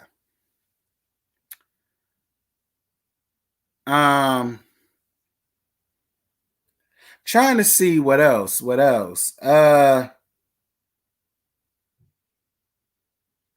But yeah, y'all, that's how I feel about Andy. Just so we could put that to bed. I don't believe Andy's story. I believe Andy is trying to do damage control by throwing production under the bus, which I feel like is really tasteless and classless for a man of who you are. And I didn't like it. That's why you will excel in reality. Niecy, listen to me. I will be on the show 3 episodes tops, and I'm already either leaving or I done got fired because I done did something that I wasn't supposed to do. One thing about me, y'all, I got as much patience as everybody else till I ain't got no more.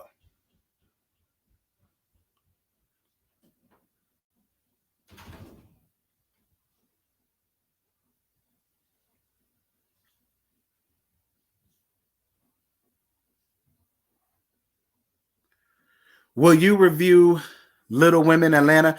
No, I don't watch Little Women Atlanta. Yeah, but that's just how I feel. I feel like he completely threw production under the bus. I didn't like that. That really pissed me off. And I really wished Andy just would have been real. I really wish Andy would have just said both of them played the part, but Monique laid hands on her first, and that can never happen. I could have accepted that better than him blaming it all on production. Oh no, I talked to her. I broke it down.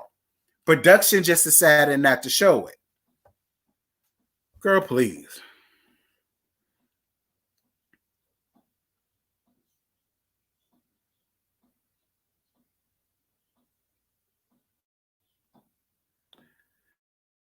I don't know who all the housewives are there. I don't care. People said that Robin got the boot, and then Robin came back out and said she didn't get the boot. And then it's a whole petition for Candace and Wendy to get off it. Like y'all, it's too much. It is way too much. Way too much.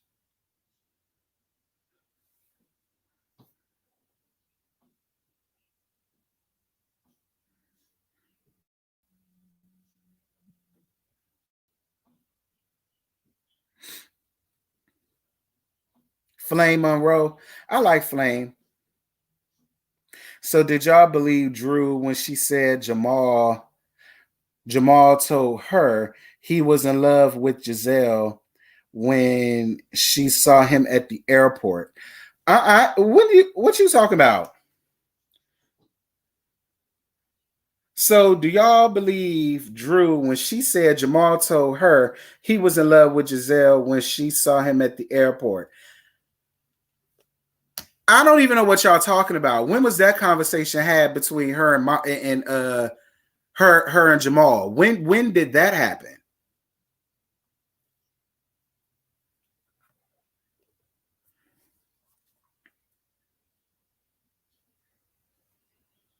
Thank you so much, Boo, for your super chat. I'm not super chat, your cash app. Mwah. Thank you, baby, for the cash app. It is greatly appreciated. Thank you.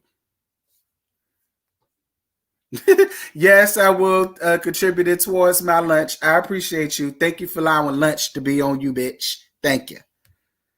Huh?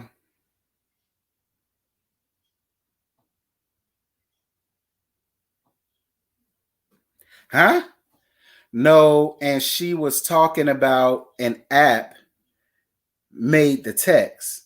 If it was an app, Giselle wouldn't have been looking dumb.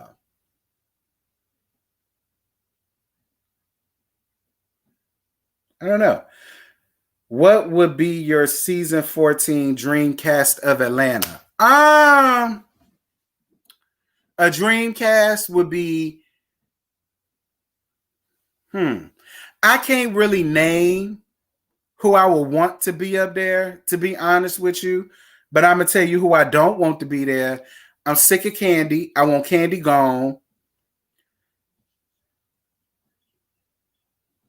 For shits and giggles, you could keep Portia. You could keep Kenya. I want Cynthia gone. Let's see. So that's Kenya, Portia can stay.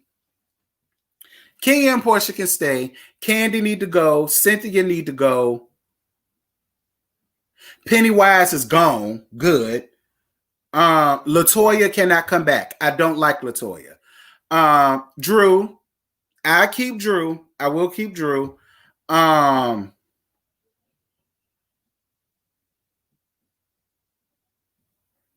would say give Marlo a peach, but the only way I will accept Marlo getting a peach is if Marlo finally admit after all of these years that she was a madam and she was in charge of the girls and she was a sugar baby and that she slept around with old ass geezers and had them afford her lifestyle and her cars and her clothes and her money and the boosting and everything that she still gets. Then I want Marlo to get a peach because then Marlo is a lot more interesting. Okay. Pennywise is gone. Good. I ain't got to worry about her. And there was somebody else who said that, I think it was Scotty, who said that Shamia should get a peach. So if we're going to do that, I would say we'll keep Kenya, Portia. You could give Marlo a peach. You could give Shamia a peach. And Drew. There you go. That's your 5. There you go. That's the 5 people. And then all you need is maybe 2 friends of the show. Boom. That's it. But yeah, Cynthia, bye. Candy, bye. Latoya, bye.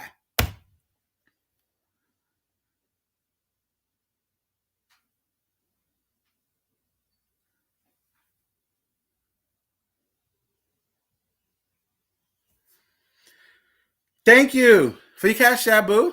Mwah. What you say? No to MasterCard Marlo. Not no to MasterCard Marlo. Thank you for your cash, Shabu. Mwah. I appreciate it. Not no to MasterCard Marlo. Why y'all saying no to MasterCard Marlo? Listen, honestly, personally, I feel like Marlo been on this show since when? Season 5, 6? Somewhere around there. Like, we already in season 13. Like, I feel like at this point, are you really comfortable with just being a friend of the show? You don't want more for yourself, bitch?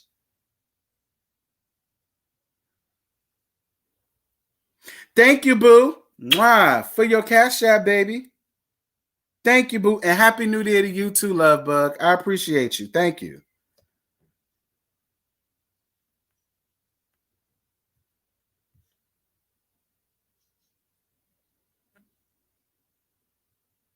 Come on, let me get $5 more. Then I'm on my goal for the day. $5 more. Anyway, y'all.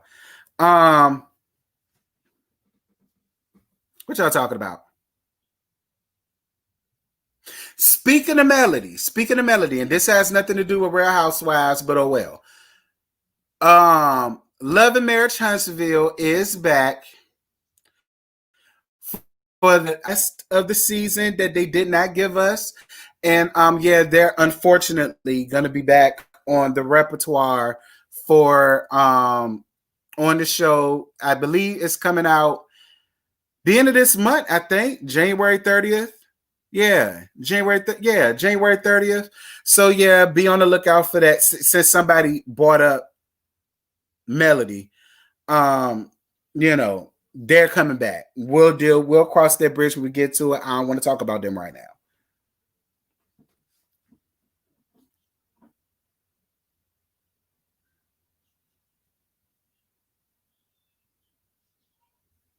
Marlo doesn't want, but see, I feel like Marlo, honestly, look, I give Marlo a lot. But truthfully, Marlo is an enigma. I say a lot about Marlo.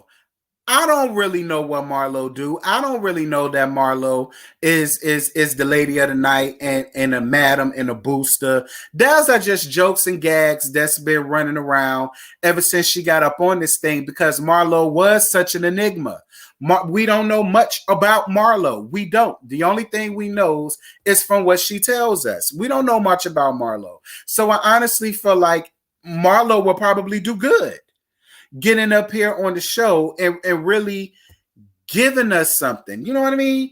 Shout out to you, RG in Harlem. Yes, thank you so much for your $5 super chat, boo. Wow, I appreciate that. Yes, Harlem. I'm in West Hempstead. What's good, Harlems? I mean, I don't know. Like, I just feel like if they really want to shake this shit up, I feel like that's the best way to shake this shit up. And that's how I honestly feel. Look, I don't know nothing about Marlo, but I feel like Marlo has been such an enigma since season 5. It would be nice to finally get a real glimpse into Marlo's real life and what Marlo got going on. That's just the way I feel. The only reason why Andy feel that way about her is that comment she made dropping the F-bomb. That's the only reason. But listen, Andy say a lot of shit. We already see what Andy is saying when it comes down to this reunion. So can we really trust and believe anything that Andy has to say? I'll answer that for you. No. Yes, Tracy, I already did a review for Bell Collective. Marlo has 5,000 mugshots. That's where the scammer jokes came from. And it's probably why she'll never be a housewife. Ooh. But listen, somebody in my chat said the reason why Marlo don't want to do it is because Marlo really a man. Now, I'm not going to necessarily say that Marlo was a man. I mean, listen, I'm going to be real. Marlo do give me features like Marlo was born Mark back in the back in the early 70s. Marlo do give me, I'm Marlo now, but I used to be Mark back in my heyday. That I'm not going to lie. Marlo do gives off that aesthetic. But I'm not going to necessarily say that woman is a man. I mean, if it came out that she really was, would I really be surprised? Probably not. But I'm not going to go so far as to say she a man. Y'all terrible. Y'all are terrible.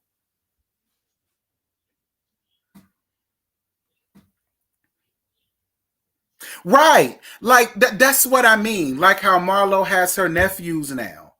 And then they not doing what they're supposed to be doing in school. Like, that's what I mean. Like, Marlo has a good story. Really great storyline now. And I felt like she could really use that to get a... Like, I'm just saying.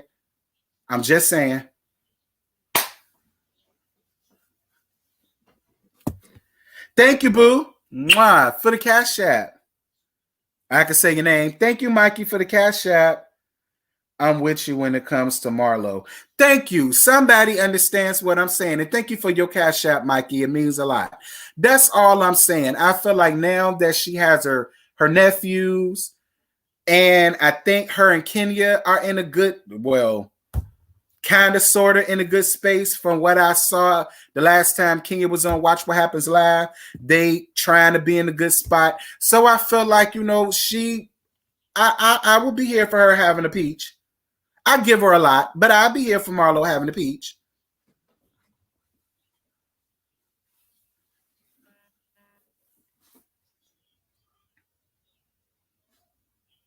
Thank you, boo. Mwah. For your Cash App. You at your goal from Blissfully. Thank you, Thank you, Blissfully Bean. I appreciate it, boo.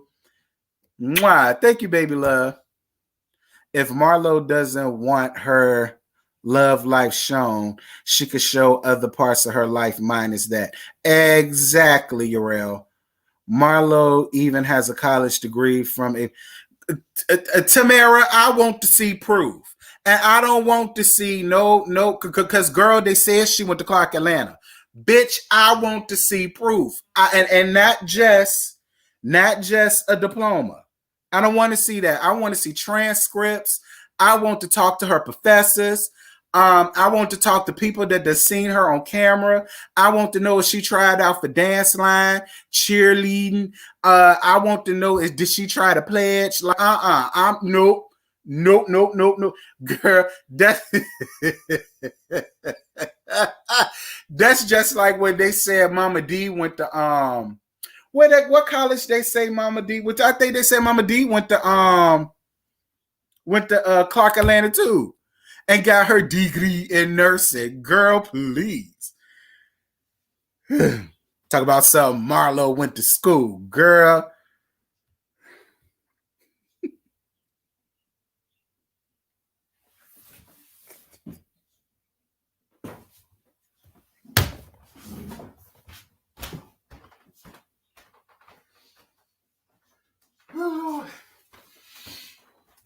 Oh, Lord, y'all done gagged me, bitch. I'm so weak. Wait, I got a stitch in my side. I'm so weak. Wait.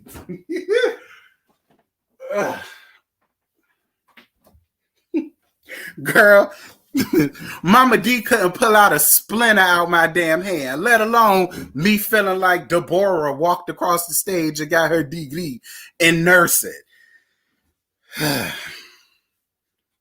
Child. Mama D could refer me to a pharmacist, bitch. Talk about some girl.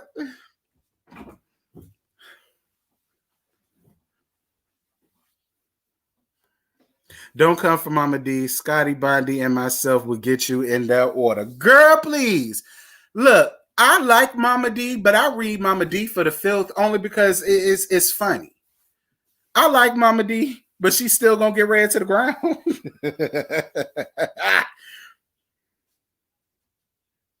Talk about Candace's homophobic tweets. Okay.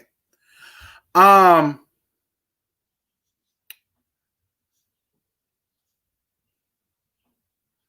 gonna say this. I definitely didn't agree with what Candace did, and I definitely didn't agree with what Candace said. All right. With that being said,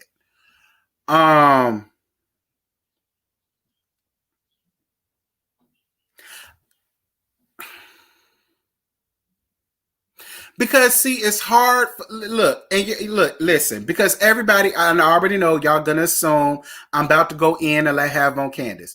This is how I feel. I feel like we all see that she has a gay male best friend. What was the boy named that wore the fedora? What was that little girl name? Trying to play Butch, but we all know she ain't. I can't think of the little girl name, but y'all know the little girl name. So with that, I don't really think Candace is homophobic. Listen, can we all just give people one? Can we give a person just one? Is it too hard to believe that, you know, somebody gay pissed her off and she just read him down, you know, about him and his gayness? Like, for me, y'all, listen, I'm gonna be real with y'all. I'm 32 years old, okay? I've been called faggots, punks, gays, gay boy, fruit basket, Fruit Loops, all that. Like, I've been called all of that ever since I was young. I was in elementary school being called that by the same boys that wanted me to rub all on their privacy parts down to the swing, under the swing set and behind the dick. So I you know, I've been hearing stuff like that ever since I was a child. If an adult was to call me that now, that wouldn't bother me. Bitch, that's a hair flip. I'm gay. Yeah, I'm gay. I'll suck your dick right now if it's big enough and if it's cut, because I don't like uncut dicks because they stank. I mean, you know, like, you know, for me, and I'm only speaking for me. I'm not speaking for no other gay person that is in this chat. If y'all feel a ways about that, I totally get it and I totally understand. I'm only speaking for me. I've been hearing that all my life. So me being in my 30s, and if I made Candace upset on Twitter, and then she tweets me and ats me and all of these homophobic slurs, I mean, I'll probably do a video and just read that bitch down, not because my feelings are hurt, but just because, you know, you summoned me. I'm here. What you got to say? But it sure ain't gonna be because you call me a gay boy or I'm this girl, bitch. Because 9 times out of 10, when females do that, I get they damn man. And I don't want Chris. Chris can't do nothing for me. Okay, I don't want to ride the white horse. It's no shade, but I don't want to ride the white horse. I don't want nothing that Candace got. So if I did something to Candace, or Candace came to me and say, forget you FAG ass nigga. Okay, bitch, fuck you too. Fuck you and your twat that you call a goddamn coochie that a baby won't get spit out of because God don't like you that much. Like, that's how I would come back. Like, it and I would go on about my day. It wouldn't ruin my day. It wouldn't stop my day from going on. It wouldn't have me all bent up out of shape. And I wouldn't be turning the 3M sticky notes. I wouldn't be reaching all in the privacy of my cleavacy to reach out a Candace Dillon inspired handkerchief and wipe my eyes. And I'm like, no, I'm too old for that. Like, that don't bother me.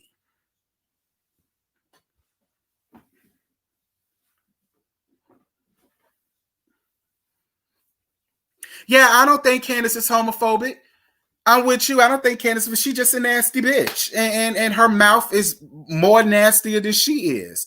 But if she ever came at me on some, you gay, you this, you bitch, and yeah, I'm gay. And I'll take your man if I really wanted him. Yeah, I mean, you know, that's the way I come back. But again, on a serious note, what I really want these people to understand is whether you like it or not, you bear social responsibility. When you get on national TV, period.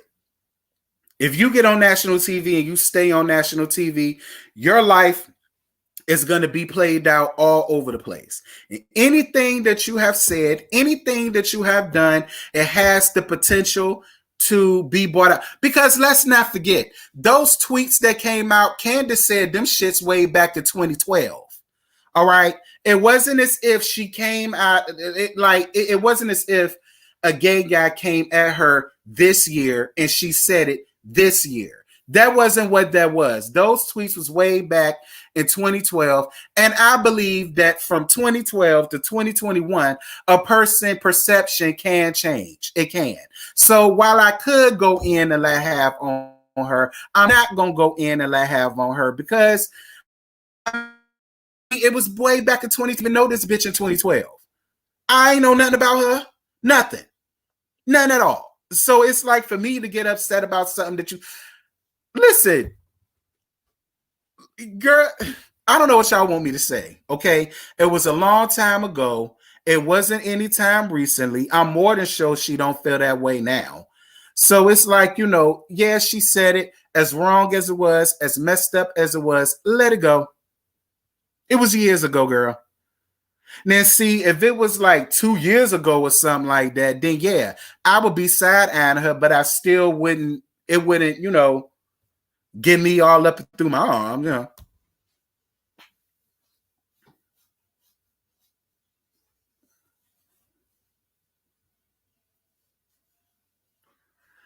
Lord, you got CC Freak and Urel holding on a whole conversation while I'm on live. Girl, don't nobody want to see Mama D. Oh, girl, don't don't know. Y'all did that on purpose, debate me. Girl, don't nobody want to see don't nobody want to see Miss Not in That Order and Miss Physicotic in the center or nothing, girl. Don't nobody want Miss Poonkosh and Mama D who move every day. Girl. Child.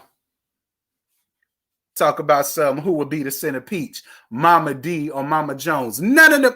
Look, y'all know when to deal with them mamas, I don't deal with none of them frowsy hoes. I don't care about Mama D. I don't care about Mama Jones. I don't care about Mama Joyce. I don't care about Mama Charlene. I don't care about none of them mammies. None of them. Other than Richie Dollar's mama. What's Richie Dollar mama's name? The one that looked like Sister Harderbrink. What's her name? I think it's Rose. Rose is the only mama that I really care about, Rhonda. That's Sister Harderbrink. She the only mama that I care about on Love and Hip Hop franchise is her. You do your thing and let us carry on. Okay, fine, Daddy. I'll let you do your thing. Look, Urel, don't be talking to me like that. I love when a nigga talk to me like that. Look, mind your business. Shit, you let men handle men's stuff. You do what you doing. Okay, Diddy. Shit, that's all you have to say, bitch. Man, you have to do all that. Okay. Sister Harderbrink, now Sister Harderbrink, she could be in the middle holding up a peach with her nasty bun that she always have her, because she be getting Richie Dollars together. And I live. She be getting Richie Dollars all the way together, and I be living for it. And I was here for Miss Deb until she became a MAGA supporter. And I ain't with her no more. Talk about Mama D and Poonkosh. Girl, I know you lying. Thank you so much for your cash out, boo. Mwah. I appreciate the cash app. Oh dear God, not Poom Kosh. Poom Kosh, yes. Girl, that's exactly what that shit smell like. So I heard Poom Kosh. Don't nobody want that. Pam from Love and Hip Hop Hollywood. Her name is not Pam. Her name is Veen Rain's body double. That's her name. Veen Rain's body double. Okay? And the WB Frog is Lyrica Garrett. I think Rich Mom is a therapist. I don't know what Rich Mom did. Girl, quiet as it's kept. She looked like she could be a professor down at NYU or something like that. Now, she may be a therapist, but she gives me professor, tenure, at Rutgers College or something like that. That's what she give me with that nasty bun in her head. I live for Sister Harderbrink, honey. That's one mama I live for is Sister Harderbrink. I live for her.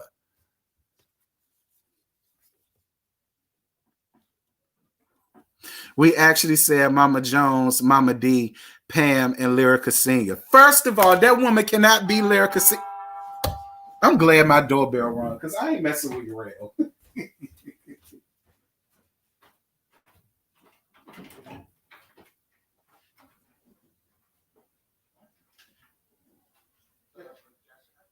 Oh, that's on the side. Oh, okay. No problem. You too.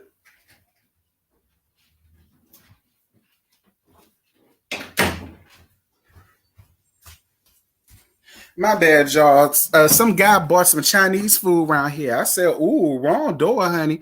I ain't order no Chinese food here." Do Mama Pam's voice? I can't because I don't chain smoke cigarettes ever since I crawled out my mama birth canal. So I can't do Pam's voice, unfortunately.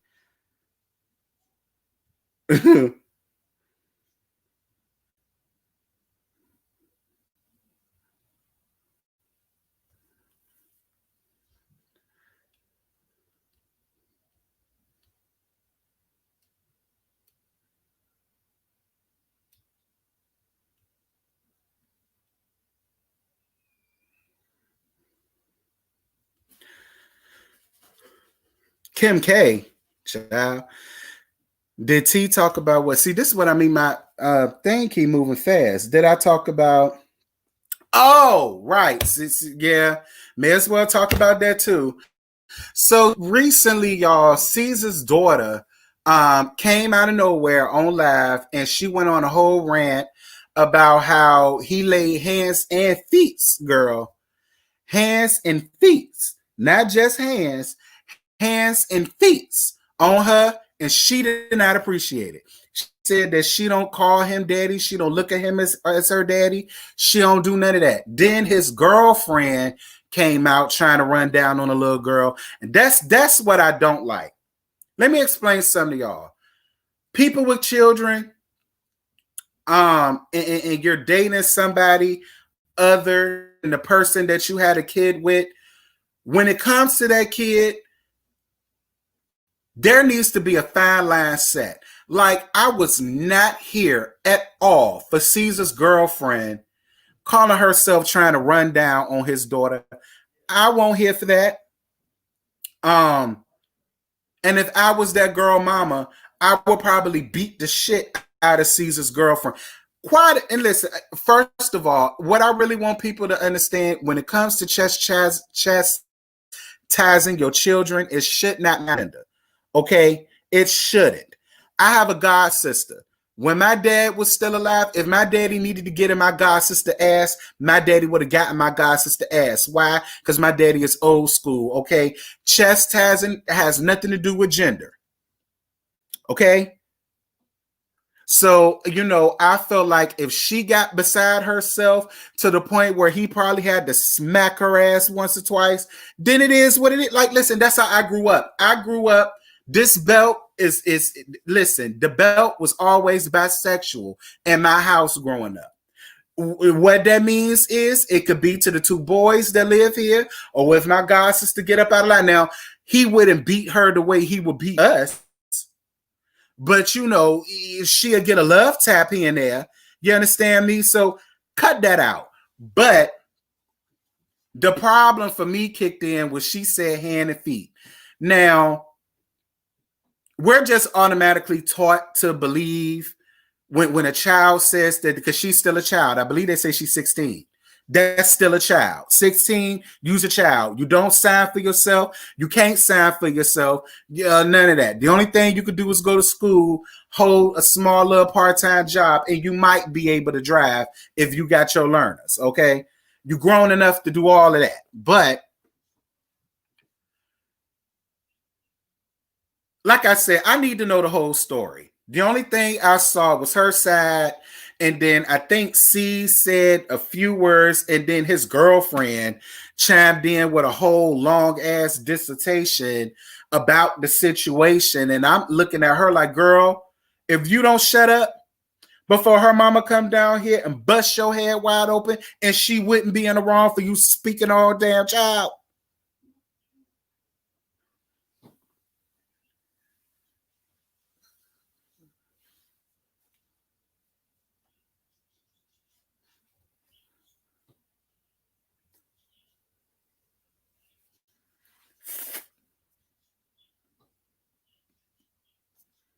Pulling his 16-year-old daughter out the shower is violating. But how do we know that that's what, did she say that's what happened? Or did he say that's what happened? Y'all, there are three sides to the story. Her side, his side, and the truth. Okay?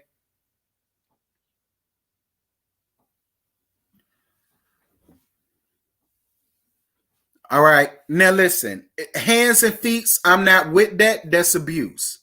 I'm not with hands and feet. That's abuse. But y'all need to stop sitting here acting like I'm a girl. I'm a girl, so you're not supposed to hit me. Bitch, what type of family you grew up? What?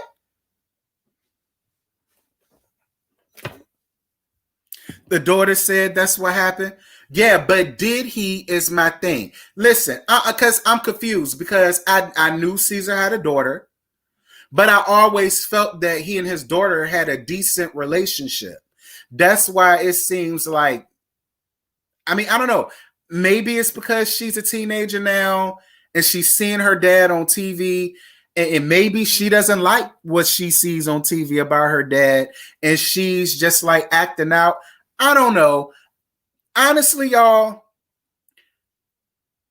we need to do better about keeping family situations like that off of social media. That's how I honestly feel. I feel like she had no business carrying her ass on social media talking about the inner workings of what's going on between her and her daddy. I don't feel like that was any of our business.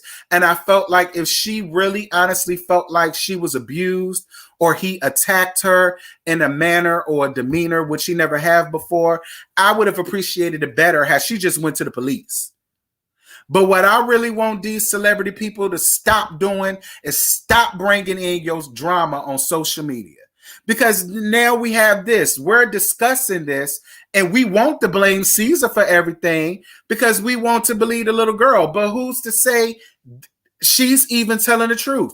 Let's not sit here and act like these kids these days don't sit up and say, well, if you don't do this for me, this is what I'm going to say.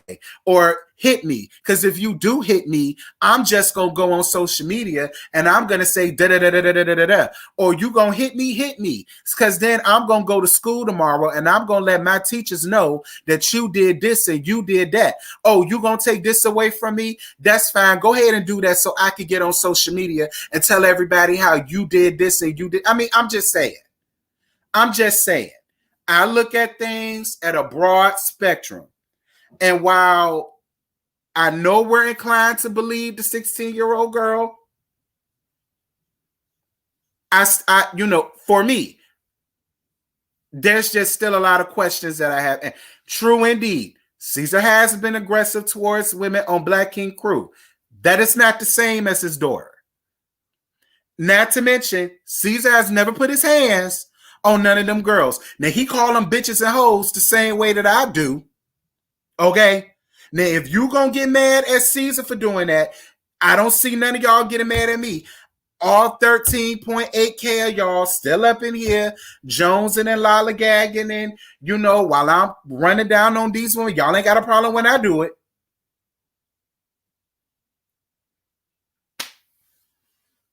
No, Jason, that's not what I mean. What I mean, I'm not saying, you know what I'm saying, don't tell when something in your household is going on. What I'm saying is, don't put that shit on social media. If something is really going on in your family and you feel threatened or you feel scared, go to the police. Don't take it to social media. Don't take it to social media. Because taking it to social media, it don't help nothing. The only thing that it does is it makes us run down on your daddy. But guess what? After 2 days of that, we're on to the next story while you still getting hands and feet laid on you. So what good did that do? Nothing. Which is why keep it off of social media and take that shit to the police. If you got strong evidence, listen, my dad is beating the hell out of me. I need help. Take it to the police.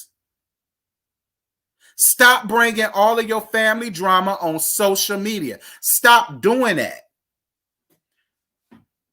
Like, I could never, let's just say, for instance, I get to the millions in YouTube and I blow up. And me and my brother have an altercation. Do y'all honestly think I'm going to carry that on social media? No. 1, that's none of y'all business. 2, that's family business. 3, that don't make this no better. It's just going to make it worse. You know what I mean?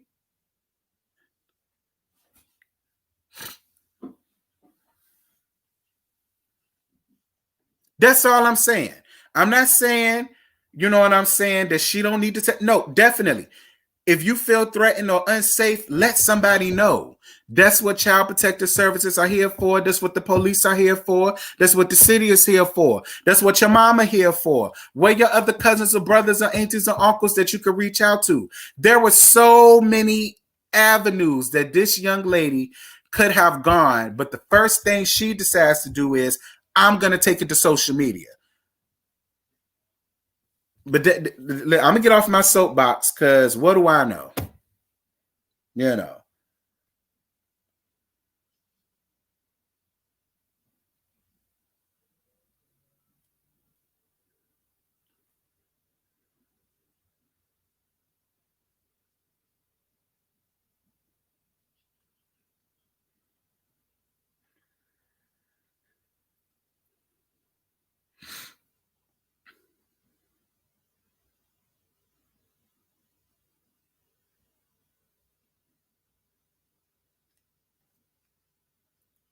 My bad, y'all. I was texting somebody.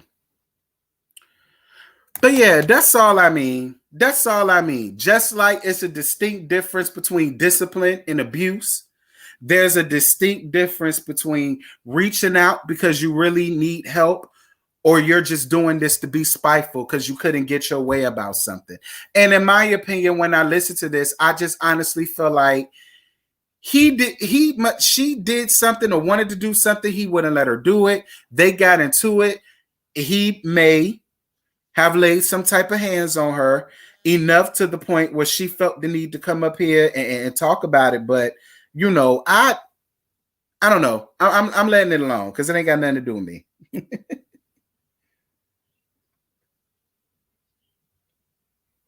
Listen, I feel like Jamal. I mind's the business that pay me, honey.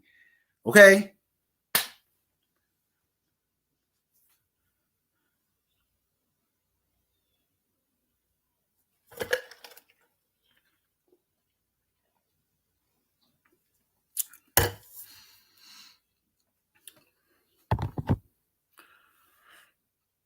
That's just my whole thing.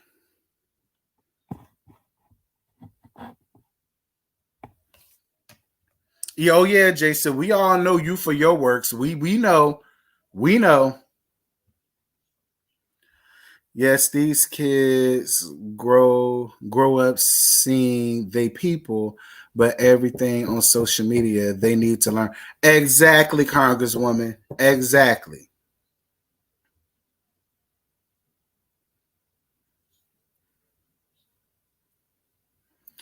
The only reason she brought it to social media is because her dad is famous. If he was like regular, she would have just called her mom. Exactly. Exactly, Ashley. That's all I'm saying.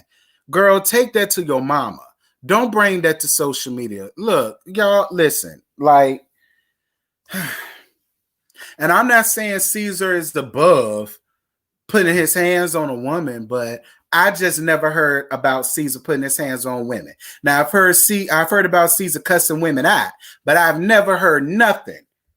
Duchess ain't never came out, or no other woman has ever came out about Caesar physically laying hands and feet on them. Now he may cuss them out like a dog on the street, but I don't think he running around here laying hands and feet on them. I just don't believe that.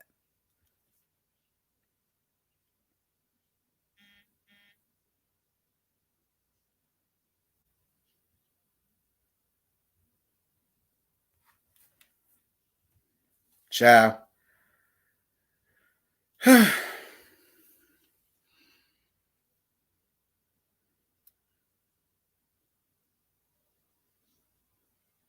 I'm a fan of breaking it to where you are, where your people can see it.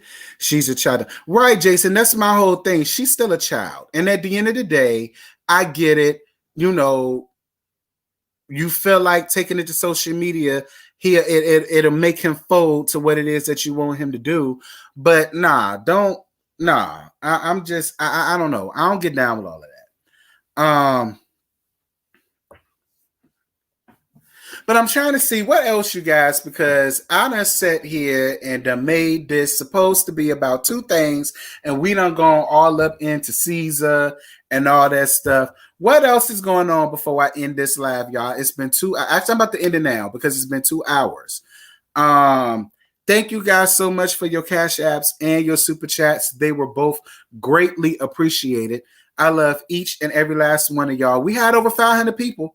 That's decent for Real Housewives of Salt Lake City and Potomac. I mean, in Atlanta, that was real decent. I wasn't expecting over 500 people just for them. So this is good. This was great.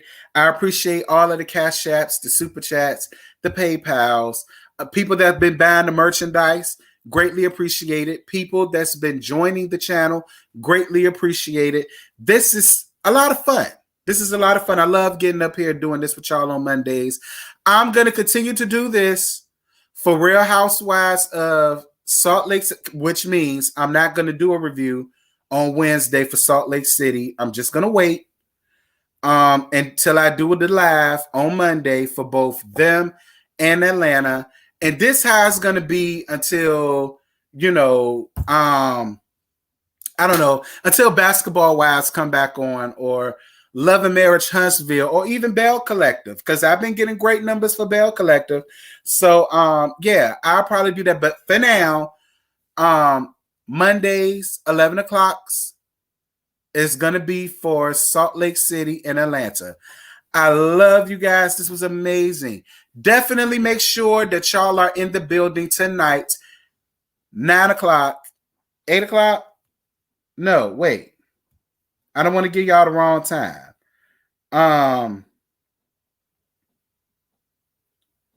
The panel for Scotty's channel will be tonight at Uriel. What time is it going to be tonight? I think it's going to be at 8, 9 Central, but I could be wrong. Hold on, let me go back. 9. The panel is going to be on Scotty's channel tonight at 9 o'clock, 8 o'clock Central. We're going to discuss Salt Lake City, I believe, and Atlanta, I believe, and some other stuff too, I believe. And y'all don't want to miss it because, unfortunately, our brother, who we love the most, Josiah, will not be a part of it for tonight. But in place, we have the incandescent Alexander Rogers being in the building with us. So this is going to be a whole lot of fun, you guys. A whole lot of fun. Josiah, unfortunately, will not be with us tonight. He's going to be back next week. But tonight, we got Alexander Rogers, and y'all know we gon' gag bitch. So I definitely want y'all to be in attendance tonight at 8 o'clock. 9 o'clock Central on Scotty by Nature TV. Definitely you don't want to miss that. This is going to be hilarious, and I want y'all to be a part of it. Any other announcements? Shout out to Yocrates. Definitely hit up Yocrates, Yarel, y'all. We know him as Yarel. Hit up his YouTube channel if you have not already. He's a part of the panel. Also, shout out to and follow and subscribe as well. The beautiful, the gorgeous Miss Niecy Dixon. Shout out to her, another panel member. Definitely head over to her YouTube page. Show her some love. Show her some support. Like, click, give her views. Mama Girl is monetized now. Yes, God. Welcome to the monetization crew. She doing her thing around yonder. And it's going to be great. Shout out to all of you guys. Shout out to Jaden Nerd as well. He's on my feature channels on my page. So just go to my feature channels on my page. Find him. Give him his like, his click, his view. Tell him I sent you. He gonna treat you right. And I think that's it for the notices and the announcements. I love you guys. Y'all be good. Y'all be safe. Y'all be great. And until the next review and or live and or panel, I will holler at y'all later.